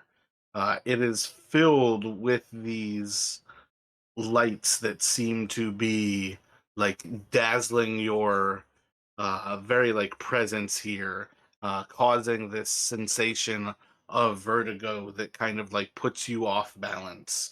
And you can't really focus on things while you're facing in this direction. But as you kind of like step into this room where all of these things are around you, there is a little bit more of a clarity that kind of comes across you, Davros, as you start to sense like these aren't just like painted colors all around you, but there are like gems, as if this place is like a massive geode. And this whole place is just a 360-degree up, down, and around, just massive geode. And inside of the center of this, there is this stone island floating about 60 or so feet in front of you. There is a bunch of 20, 30 chains or so, like hanging from the island, and there are humans dangling. Some of them are like writhing in pain, some of them are screaming. And it's only in that instance of stepping into this room that you start to see and feel these people who were like suffering beneath this island, floating above this geode. There's a massive stone plinth upon it, on the top of it, like the flat part of the actual island, and there's spikes all around the edge of the island, just protruding in all directions. And like the moment again where you kind of like step forward up to this edge of this cliff, you just see that there is a woman who's standing right next to this stone plinth, and her flesh is on fire. And she's just like looking directly towards you. And she says, Come, brother Davros, taste the pains of the flesh. And we're going to pick up with that next week.